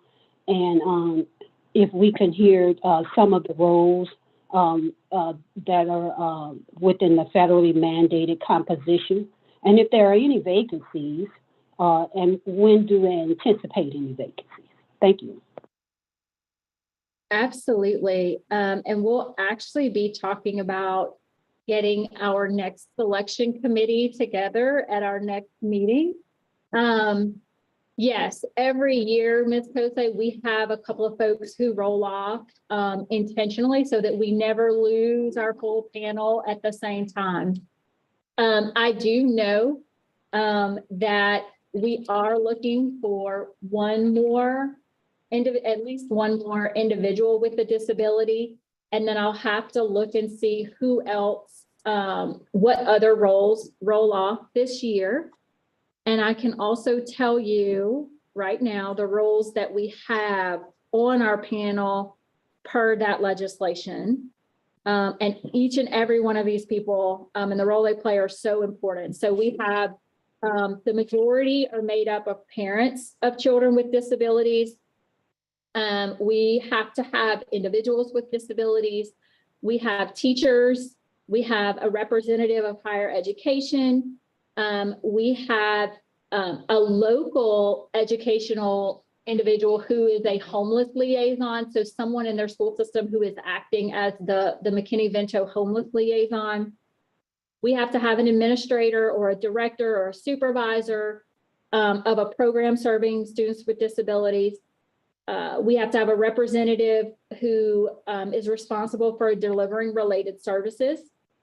We have to have a private school representative, and we have to have a vocational community or business person who provides transition services on our panel, a representative from the state child welfare and foster agency, and a representative from juvenile justice or the Department of Corrections adult correctional agency. So those are all of our roles. Ms. Kosei, thank you for pointing that out. Okay, do we have any other council members, any questions in regards to the report that's been presented by Ms. Jordan with the Department of Education? Kosei put her hand back up. I think she has another Okay, question. Ms. Kosei, I see your hand. You're recognized by the chair. You got the floor. Chairman, if you would permit, I would like to make a comment that I believe almost every agency that is at the table. Hello? Yes, ma'am, we hear you. I believe that almost every agency present has some type of advisory council to engage stakeholders with disabilities. And if we could always have that highlighted in their report, especially how individuals can engage in their advisory council. Most of them have an application process. Thank you. Mm-hmm. Jordan, you take care of that. Absolutely. Be happy to. Do we have any other comments or questions from any council members before we go to the public? Not seeing, hearing any. I'm sorry, Mr. Taylor. You were saying that you, with the reading is the equipment. Have you ever heard of the pen that does the reading? Pen that scan across that? Yeah, and it takes your notes and reads them back electronically. We have So those decisions for students, so that's not something that we provide as a state, but there are children across our state who, within their IEP, those type of accommodations can certainly be provided. So that would be what an assistive technology for a child who would benefit and need from, from that type of note taking. Okay. Do we have any public comment? So there's a couple of comments in the chat. Meredith, Ms. Christy Gonzalez says, in regards to the foundational literacy modules in my parish, we are required to only utilize unique learning system, which only goes up to 3rd grade. I have students who are currently reading at a 7th grade level, although we are required to benchmark and use ULS.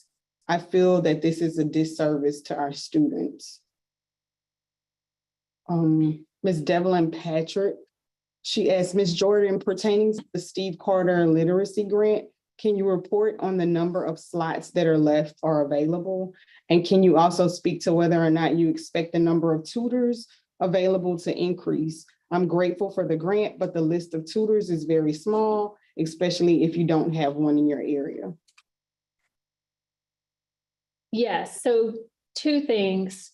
Christy, I agree with you on the unique curriculum, and it sounds like the grade level expectation and the rigor isn't meeting perhaps the needs of your students. That I know that you are having those conversations with your school level leadership. I am also in conversation about for students, and I'm looking for students in our self-contained classes and students who have more significant disabilities. That is the population of students I understand that the unique curriculum is typically used for.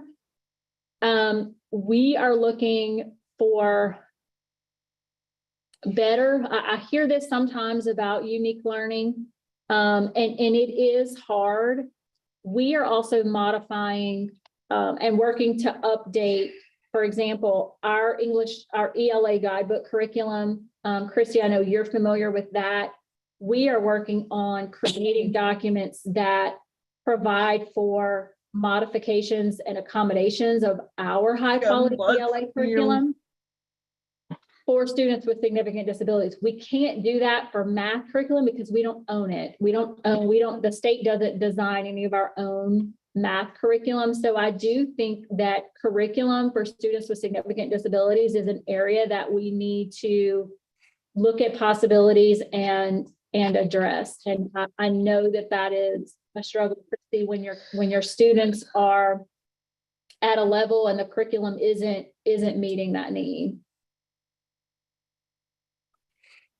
And the other question was about, I'm going to see if I can find the number of slots available before we wrap up. I don't know the number of slots that are still remaining for the literacy grant, but the vouchers, but I'll see if I can find out before we leave. And then do you know if the number of tutors is expected to increase? So we have a list of approved tutoring providers. I don't know that we expect that list to change. It's my understanding that those providers on the list have multiple. So many of them are, a lot of them are former educators who have consulting groups, still, different people who are putting on these tutoring programs. And so it's my understanding they have multiple people employed. Because that was one of the pieces as we looked at the tutors to approve them. What's your capacity is a huge question. But I don't know if the list will be updated to add more. There's a couple more. Dr. Charlie Michelle says, I am beyond thrilled that LDOE has reinstituted the quarterly meetings for SPED directors across the state. It once again gives the opportunity to all of the special education directors, both new and veteran, to learn of important changes in practice and law at the same time so that they can better support each other. This will help move from the everyone for himself to the former team effort, which motivated collaboration. Great news. Ms. Devlin Patrick said she apologizes, but can you give the date and time of the next seat meeting once again? January 25th, which is next Wednesday at 9:30 in the Claiborne Building.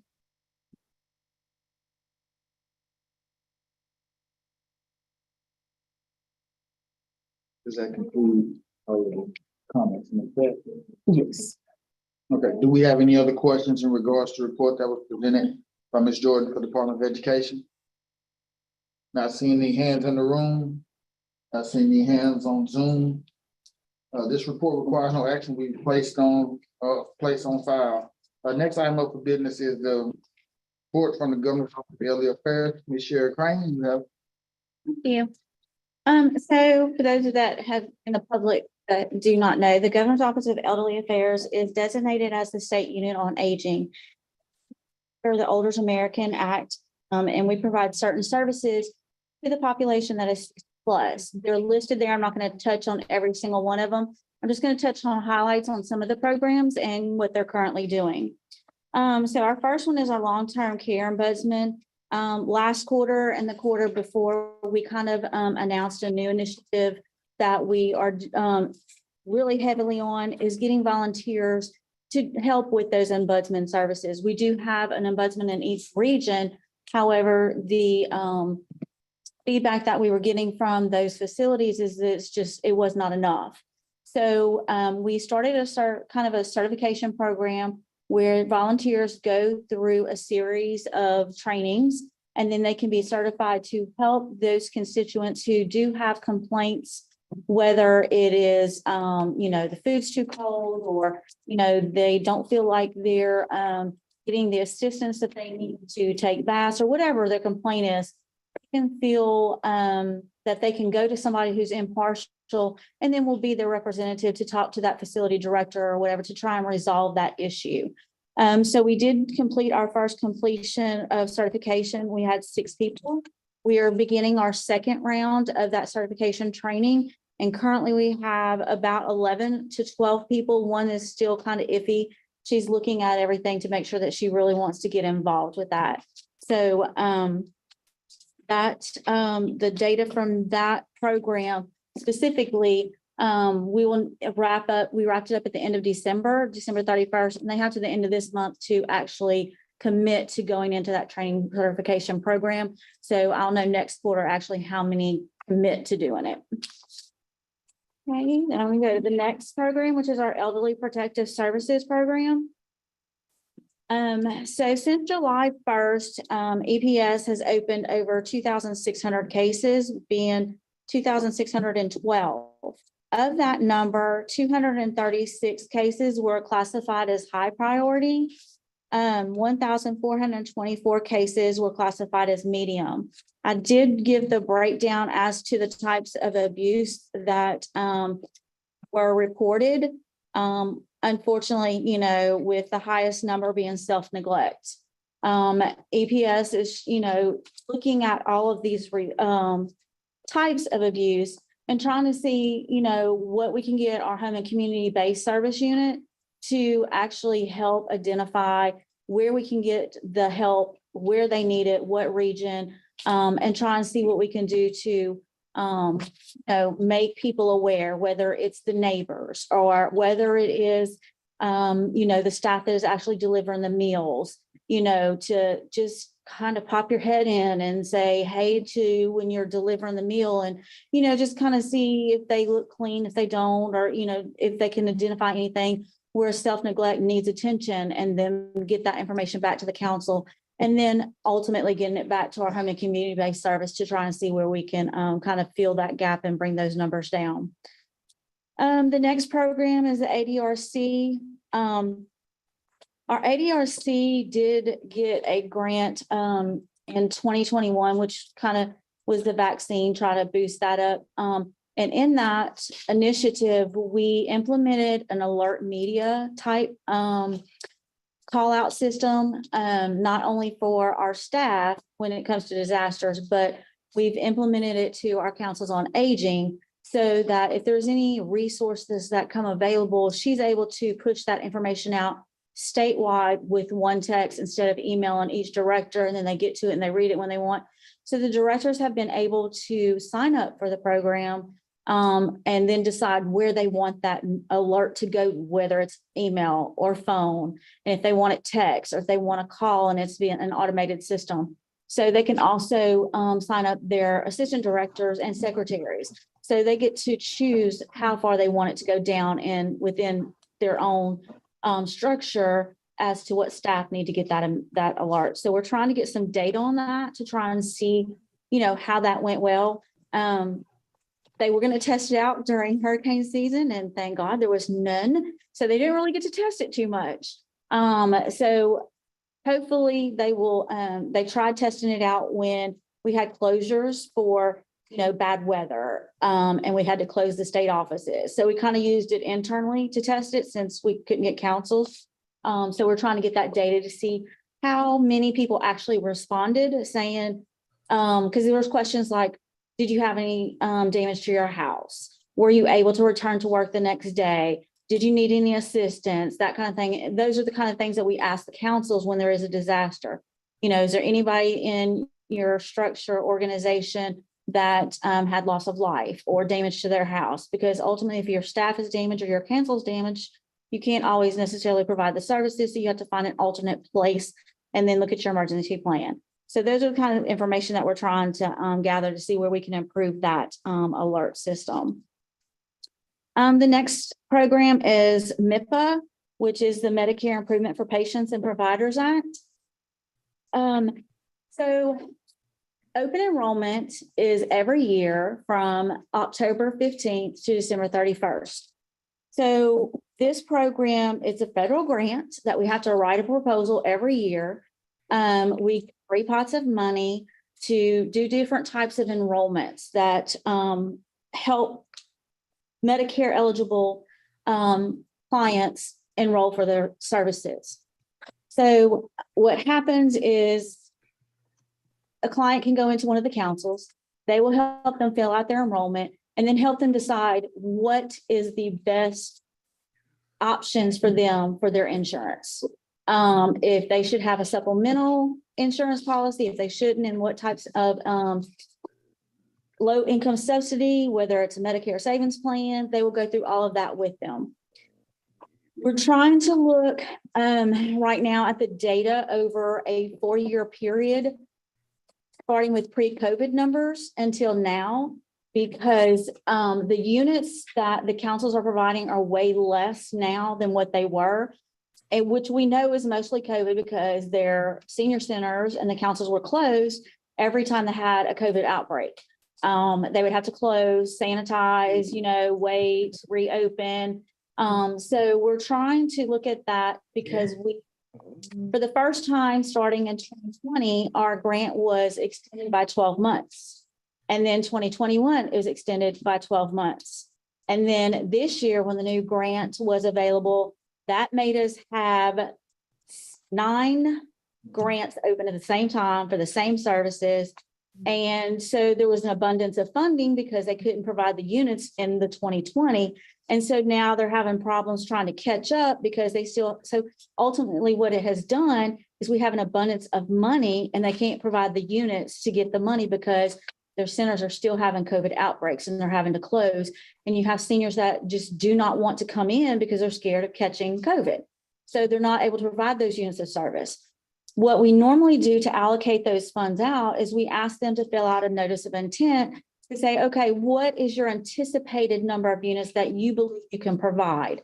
Well, with them projecting the closures, their units are way less. So where they used to provide 1,100 units, they're lucky if they can provide 500 units. So this new grant that we were just awarded in 2022 ends the end of this 2023. So we're looking at the data, doing analysis of, okay, what is a good number of all of 19, 20, 21, and 22? If we look at it, what is a good number that we believe that they can provide? And we're not going to ask them to do a notice of intent. What usually happens is the notice of intents come in the end of September. We have to hurry up and run the contracts, get them through the process, which everybody knows if you do a contract, it is a process and it takes time for the contract to start October 1. It's very hard to do a contract in 3 weeks and have it approved. So what we're doing is normally the grant gives you an estimated amount, which you're getting for each pot of money in a spreadsheet so that we basically know the estimated amount. And so what we're trying to do is think of ways that we can get the agencies, the councils on aging, to boost up their media to say, we're here all year. We might not be able to do your Medicaid, but we have other enrollments like your Medicare, low subsidy income. All of those are open year round. So try to drum up media to get them, the seniors comfortable to come in, sit down and talk. We're talking about probably trying to increase the money per unit, since it does take them longer now to sit down with a client and go over 2 or 3 years instead of 1 year. So just kind of give some background information on that. Our next program, which I don't really have on here, it is our home and community-based service unit. They're working on with the councils for their area plans. So kind of like Julie and them have their business plan. This is kind of like a lower level at the councils. They each have an area plan that they have to do. It's a 5-year plan. They also have disaster plans that they have to do every year. So anyway, so they're working on the area plans to get with the councils and see what they plan on doing over the next 5 years to enhance the services, enhance the number of units that they're doing, whether it's or it is going into the homes, helping them, you know, with their baths, whatever that they do with their, I don't know all the services because that's not my unit, but I only know some of those services. So just to try and let people know that we're here, we are here to assist whatever way we can. And the councils are, you know, more than willing to help, is trying to get that comfort level back to that senior to let people in is the biggest thing that we're coming across on feedback as to why they don't want the services. It's not necessarily they don't want them to help themselves. It's because they're scared to get COVID or they've had it. It's just, you know, all kinds of reasons is what we've gotten about the survey. So what we do at GOEA, when we get those area plans, we take all of that data and we wrap it up into what we have as our state plan. It's very similar to Julie and them's business plan, but it's called the state plan for us. And we are currently working on that now. So when the state plans are, the area plans are due, we will wrap all that data up and then we'll do the state plan. It'll go out for public comment. And that is our plan that's going to cover 2024 to 2029. And that's due at the end of June. So we have a little bit of time, but not really when you look at the perspective of you have to wait for the area plans to come in, do the data analysis, put it out for public comment. So we're busy working on that. The only other issue that I neglected to speak on was with elderly protective services, we, same as every person, the turnover is great. Our unit manager is really tired of interviewing.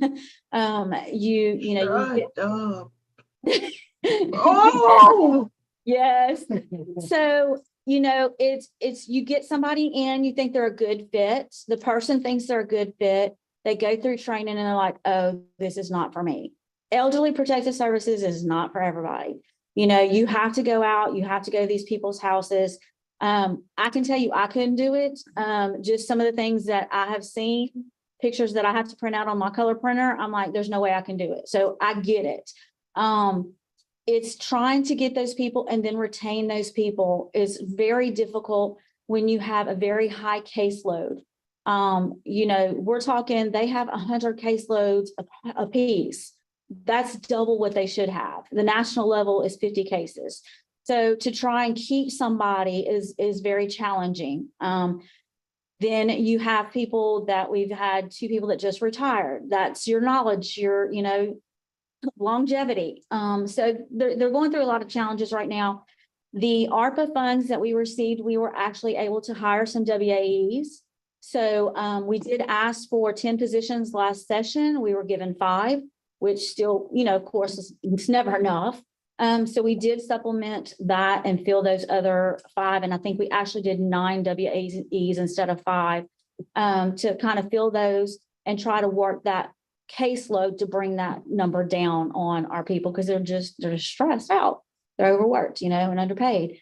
So that's one thing that we just discussed at our managers meeting 2 days ago. So we're just kind of working those out and trying to do the best we can and talk about those bonus pays per se to help that. And we have gone through civil service and we're trying to see what kind of incentives we can do for hazard pay for them going out into the public's house and so forth. So other than that, that's really all the highlights that I have. If anybody has any questions. Thank you, Ms. Crane. Do we have any council members in the room that have any questions in regards to report from the Governor's Office on Elderly Affairs? Not seeing any hands? Yeah, there's one. No, say, your hand is up, you're recognized by the chair. You have the floor.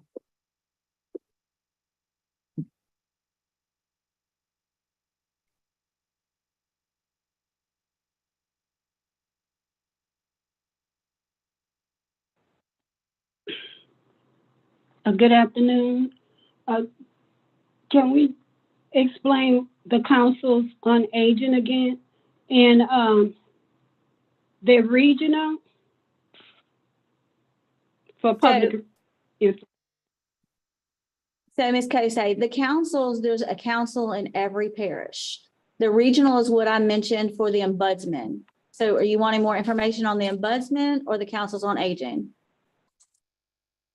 Councils on aging. Okay, so the services that we provide, if you look at the top of the first sheet, those are the ones that we provide the services according to the Older Americans Act. What we do is we actually contract out to the councils on aging to provide those services. So we basically oversee and just administer the funding, and then the councils actually provide the services. So we monitor those services that they provide. We ensure that they are providing meals that are nutritional. So that's just some examples. So they actually provide all the services and we just oversee. Did that help?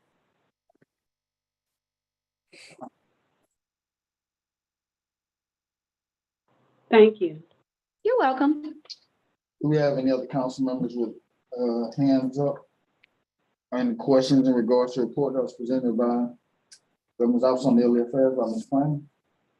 There are no hands raised or chat. Nothing in the chat. This report requires no action and will be placed on file. We're gonna take a 10-minute break and then we'll come back and let both do this. Yeah, good. It'll be a 2-minute report, so. But if there's no objection, then we'll just go ahead and push through. It'll be very brief. Okay, Mr. Loco, I yield the floor to you. Sure. So my report just consists of a brief update on one of our programs and a couple of examples of work that the programs are doing. The first one is our Community Living Ombudsman program. In this program, trained advocates known as ombudsmen advocate for people with developmental disabilities who live in the over 500 state licensed privately run group homes across the state to ensure their rights are protected and they are free from abuse or neglect. Between October 1st of 2022 and January 15th of this year, that program filed 5 complaints with HSS. And they included allegations of neglect of health, lack of access to medical care, unexplained death, and lack of access to appropriate clothing. The program continues to work collaboratively with appropriate agencies to ensure accountability when conditions warrant. We do have an example of you're doing one case. We sometimes include more than that, but sometimes the department director wants to include more or less. And we do have confidentiality concerns with our people, and we do tend to ask our clients for their permission before we reveal information, even without names, about their cases. So a lot of our stuff is covered by confidentiality concerns. Next program is a similar program to that, but it advocates for people who are in HCBS It is the Supported Independent Living Advocacy Program. And it serves individuals with developmental disabilities who are receiving OCD waiver services and supports in order to live in their homes in the community. That program, it basically does the same thing as the first program does, just with people in HCBS. And we are only operating that program in the New Orleans and Baton Rouge areas. As Babby mentioned, we are trying to expand that. So one of our objectives this year is to get enough funding from the state, because that program is funded with about $75,000 from the state and the $75,000 federal match. And we could cover the Baton Rouge and New Orleans areas with that. We would like to expand it to 7 other regions of the state, and we are asking for help from the state this year to support that. And we estimate it's about $75,000 per region. That requires no action from this council at all. We're just letting you know an update on what we're trying to do to expand it, because it's working well where it's working right now. And we just want to reach out to more parts of the state. And that's really all I have. Do we have any questions for the, or any comments in regard to the report that was presented by Disability Rights Louisiana by Mr. Roker? Just one, and I can send you the updated information. We actually have had several ICFs that have closed over the last 3 or 4 years. We only have 490 licensed ICFs in the state now. I will update that and let my people know. Any other comments, questions in regard to the report that Disability Rights, Mr. Taylor? Hoping to y'all go in and That is a good question. We have ombudsmen throughout the state to go in. I don't know the exact schedule. I can find that information out for you. That's not the department I run, that's somebody else's department, so I can ask and find out how often we go in. We do go in response to complaints, but we also monitor on a regular basis as well. So I don't know how often we do that. y'all let them know when y'all going in. As a courtesy, we do let them know. However, if we want to do an investigation or just look at somebody's records, on federal law, we actually have authority to just go. So as a courtesy, we tell people that we're coming, and sometimes we will come with a team of attorneys and ombudsmen. And occasionally people don't understand that we have authority to do this. So, and they'll say, sorry, Friday is not good for us. And our legal director will say, we were telling you as a matter of courtesy, we're coming on Friday. And so we do go in and do investigations. As a courtesy, we let people know in advance. But if they say no, don't come on that day, the usual response, unless they have a really good reason, is we're coming that day. And that was just us letting you know as a courtesy. If y'all get an emergency complaint, y'all, how quick do y'all move on?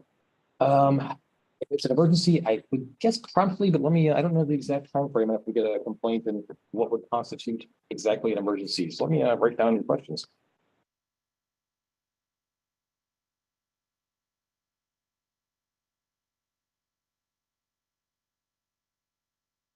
Don't know exactly the time frame.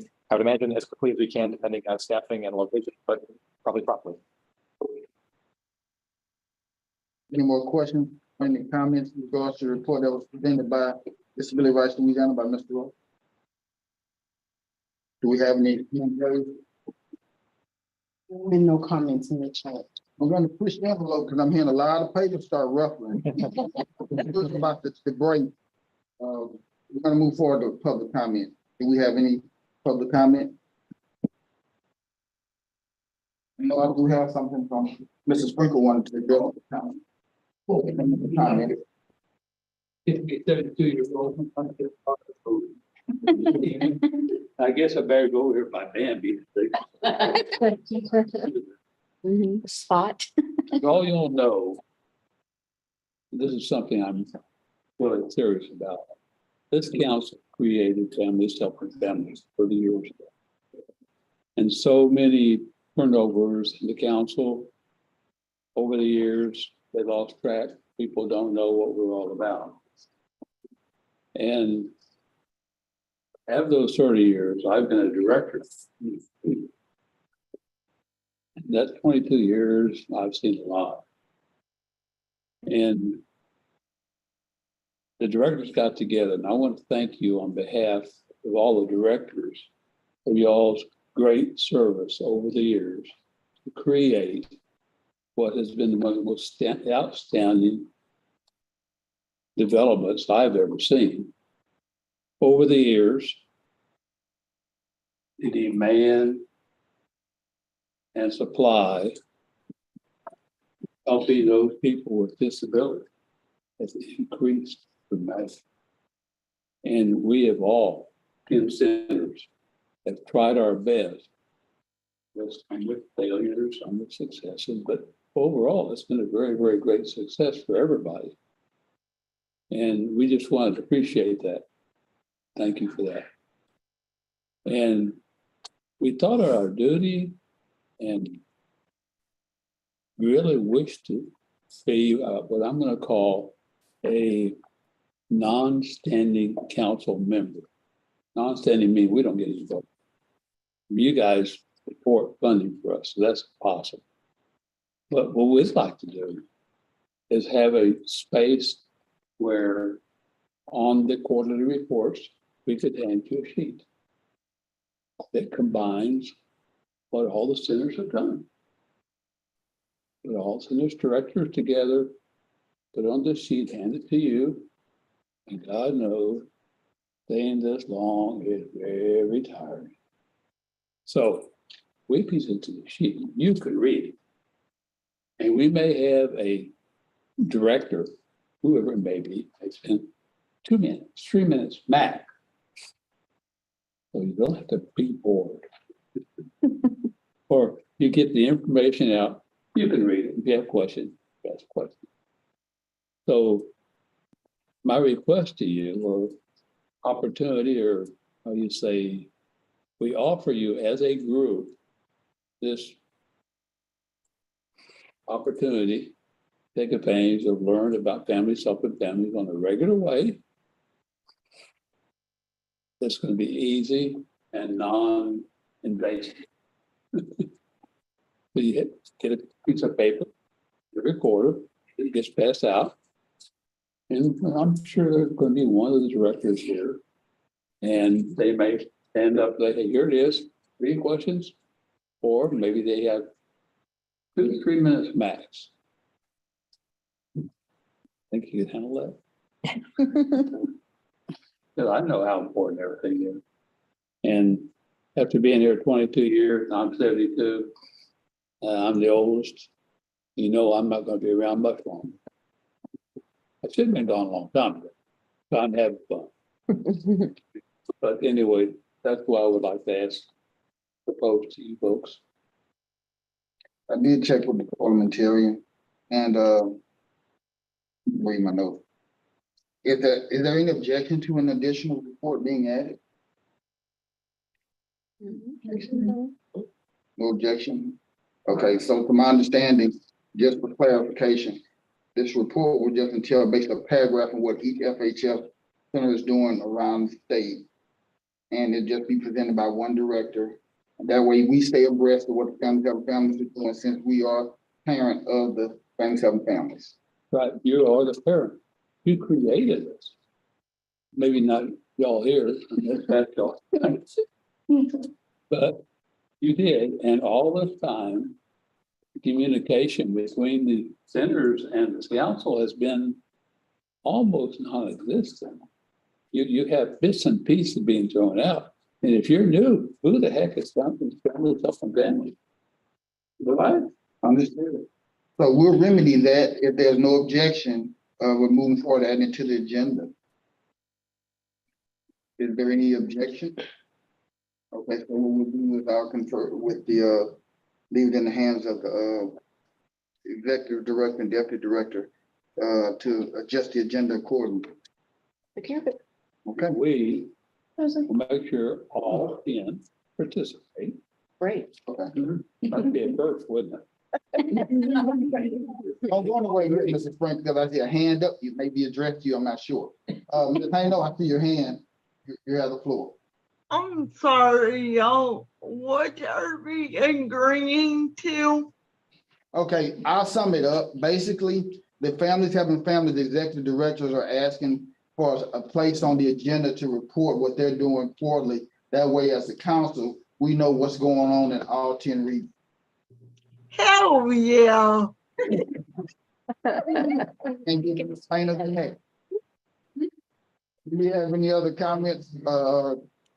Just me, I just really want to say personally, it's been my pleasure over the past 22 years to be of service to you and the developmental people out there.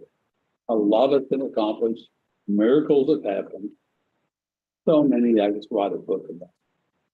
And it's just, I stand at 72 years old, completely enthralled with what I've seen, what's happened, the attitudes, great people. And I'm watching council members drop off, die off. I have a board of 10 people who die off. They have been here since I started. Can you imagine that? Our employees at my center have been here 20 years. Pretty good. That says something about Anyway, longevity. thank you. Do we have any other comments, public comment at this point? Papers have stopped rustling, but I'm seeing folders have been closed. Can I just make one, I just wanted to make one comment. I wanted to congratulate the former Cheney Guidry, who is our council member, who got married since our last. So just congratulations. Congratulations, yeah. Moving forward, should be recognized as Congrats. Miss Savoy. Ms. Dwyer, you recognize by the chair. Thank you, Mr. Chair. Appreciate it. Just one thing I had emailed you about. I had asked back in October if the council could reconsider the motion about reconsider my suggestion to amend the motion for the open public meeting legislative item to include notifications of a virtual hybrid option and how to register so that that's made available to the public. If they do go ahead and, approve for, hybrid legislative meetings. I feel the legislative meetings being, having a hybrid option is very important for individuals with disabilities, including the elderly. But without notification that that option exists, people would not be able to participate. You had said you would consult with the executive director and get back to me, but I haven't heard from you.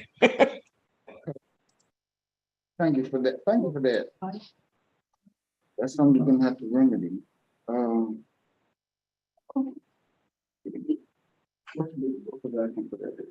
mean, somebody would have to want to amend that advocacy agenda. A motion would have. Okay, someone would have to amend the agenda item. And the motion would have to be made. While we're in council. Well, I would appreciate, if not this meeting, the next meeting, somebody amend that if it's not too late. Notification is as important as participation. You can't participate without knowing the options are there. So true, so true. What would be the pleasure of the council? Say it again. Oh, there's got to be somebody agreeing with me. I agree. Make a motion, Jill. I think that it's maybe a misunderstanding, because like what you're saying is that the options to participate are on the public notice that are like required right now. So like on the public notice, which is the agenda, typically you have where the council, where whatever the public body is meeting, the times, the dates. And so what I found that the bodies, the public bodies, if they are providing another option than the in-person, that link or however you get to is on the agenda as well. Is that what you're asking, Kathy? Is that it just be mandated that it is? I would prefer it be mandated so that it's clear that it's necessary. As opposed to it being option. I mean, I know a lot of our mandates still are not being followed, but at least we have something, to remind them that they are required to do that, whether or not, I don't know. I'm just wanting to making sure all the I's are dotted and the T's are crossed. So now public meeting law requires that and a public body puts the time, date, location. And what you're saying is also the virtual. Include the virtual option of how to participate virtually.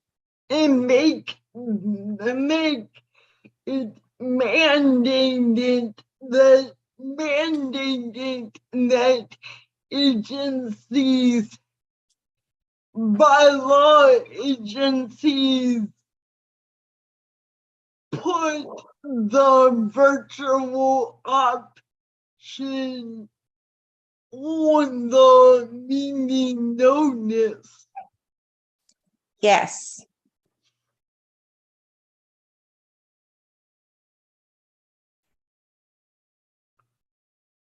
So what will be the pleasure of the council?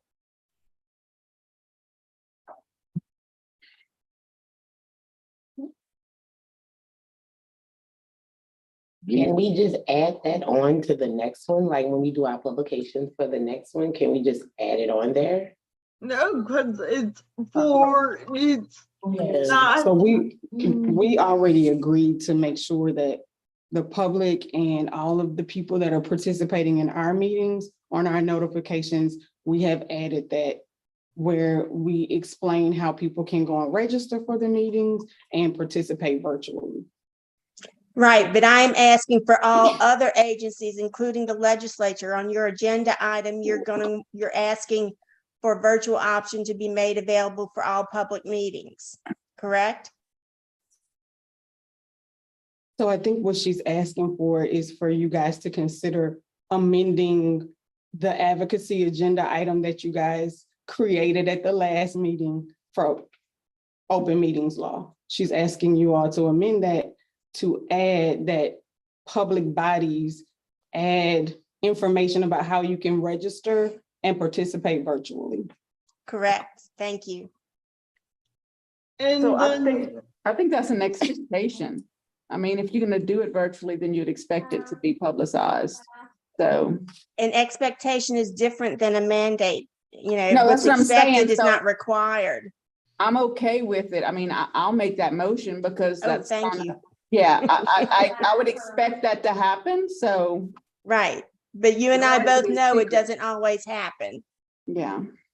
So I'm just trying to make sure all our families and individuals receive the information so they can start participating. if Mammy is officially making a motion, I'll second it. Can you give us a second to word it, or, Can you word it, word ma'am? it? I just make a Yeah, I motion to know. amend the legislative item for open meetings to include advocacy, that the meeting notice include all participation options.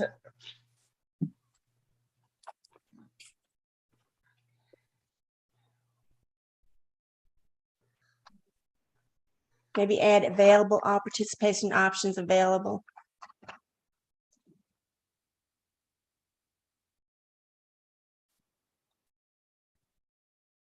You gotta say it again. I'm gonna share it and then you can see what I have so far. I was trying to add some stuff to the beginning, sorry.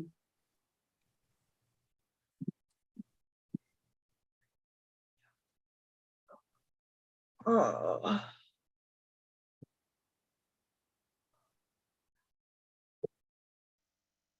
go down to another page so we don't get mixed up.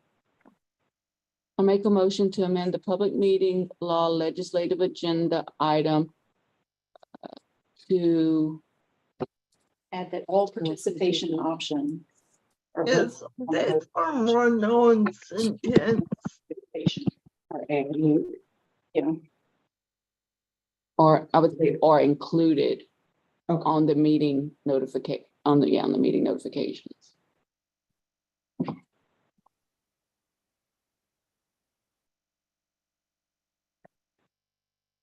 Well, and it should be like, because a meeting notification, I could just send Ebony an email and say, hey, I'm notifying you of a meeting, but like, it would be. Notifications agenda. Well, no, but what is it, the required? To say, like the official, would it be the official meeting notification? What do you call it? I think they just call it the meeting notification. I don't know that they have a I can put different official name for with it. that.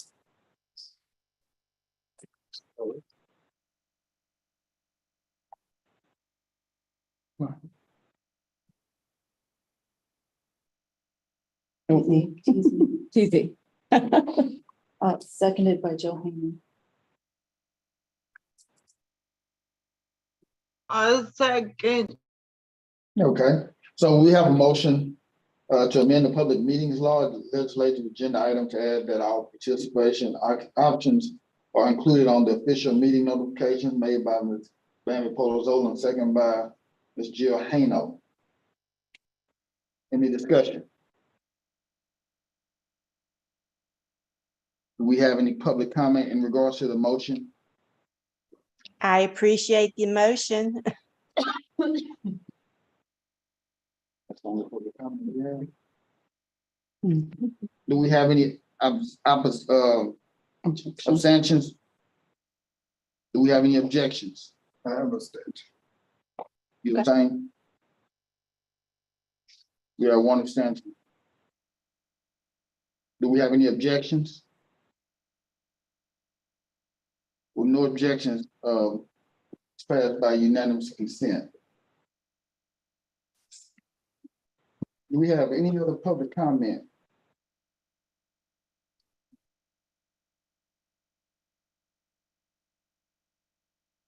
Any comments from any council members? Ms. Jordan? One last announcement. We have 10,000 additional literacy tutor voucher seats. So on my report, you have the information and the link. Share on social media, get it out to our students with our families for our children with disabilities, please. 10,000 remain. We're transitioning us into announcements. Do we have any announcements from any other agency? Only other announcement that I have is, that quarterly business meeting will be April 18th and 19th of 2023. Any other comments, questions, or concerns? All minds clear? All right, this meeting is now adjourned. 3:15 p.m. Thank you so much for your time and your contribution to the DD Council. Everybody have safe travels home. Thank you. I email you, Brian. Girl. Wait, on the 9th. Right then, check your email.